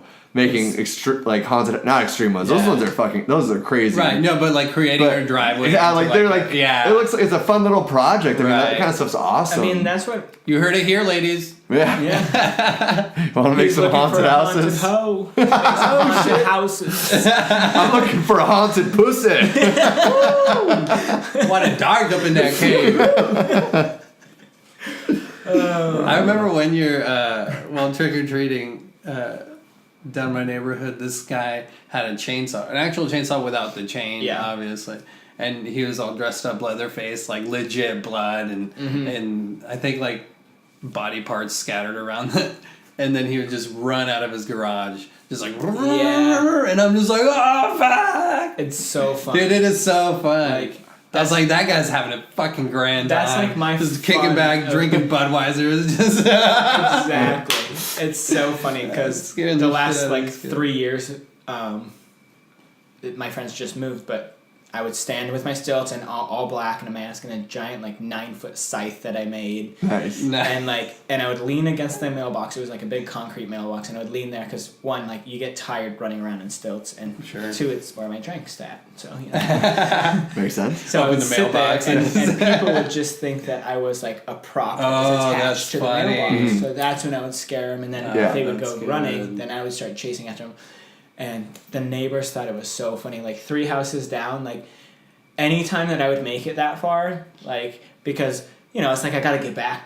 yeah. I don't want to give away my position necessarily. Right. You gotta make it quick, scare the shit out of them, get back and do the next. Exactly. You gotta make as many people cry as you can while you're there.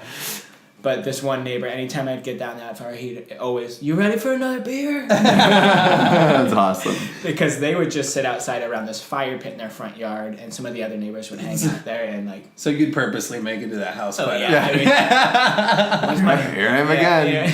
Yeah, right. And it's funny because like certain neighbors would remember, like they would and like tell their kids like, "Don't forget the scary man's by the mailbox." Scary tall man. Yeah. Slender man. Stuff. yeah. Slender Man. I like Slender Man stuff. Or if like people didn't recognize me and I'm like, oh, like they didn't recognize me and I'm gonna have to wait for them to come back out, I could just like, there's rubber feet on the bottom of the jumping slope, so you can walk pretty quietly. Plus we have like screams and music playing and stuff like that, you know, like, and like you walk up right behind them and then they just like see your shadow and they like look up and you're just like this huge tall person standing. Okay. Did you wear a mask or? Yeah, I wore a mask. That's funny. That's cool, man. I thoroughly enjoyed this year's costume that you wore. Oh yeah. What was it? Was here? Let me show you a picture. Okay. Yeah. It was. It's a backwards man. It's a backwards man. So like, I usually just throw something together, and I'm like, well, I need to throw something together. I didn't feel like pulling a bunch of shit out of my storage unit. So I'm like, what do I have available here? Okay. You went backwards. So on the front side, I kind of look like Slash or like some rocker, you know what I'm saying? And I didn't want to have to wear a mask on my face. Okay. So, and then the back side, I had that's like the back of a wig, or a mask. I have a mask turned around, and so like, so people thought the back of me was my front side. Yeah, right. They're like, what the fuck? That's so funny. And then I decided to buy the most realistic looking dildo I could find and hang it out of the zipper. That's hilarious. So people are like right away, like creepy old mask, wiener hanging out. Yeah. What is going on? Dad? Are you Louis C.K.? I heard he's back, but I know he's just coming to random parties. And then In Arizona? yeah, you never know.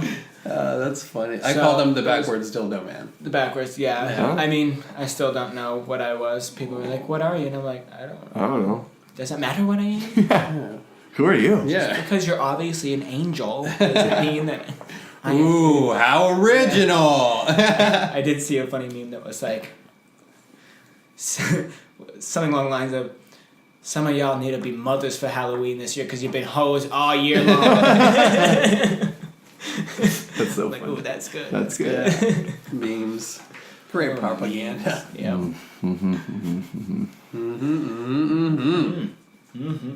Well, Well, what are you thinking, fellas?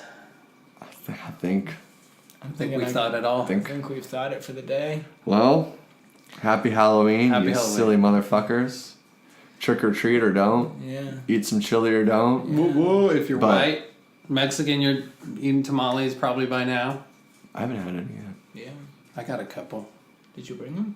Not today, but we can always go over to my house. Dios mío. I got frijoles too. Oh, sí. Did Madre make them? My mama made them beans. My mom thought I was getting too skinny, and so she's like, "Here, I heated up, or I made some refried beans for you," and she gives me like 5 Tupperwares full of refried beans. Was that Was that I think Noki? it was. He's always got something to say. Noki's always, for the listeners, Noki's always usually the third man on the podcast. Third wheel. Yeah. The cuck of who do you think you are? Right. See you next week. Bitches. I do it every time.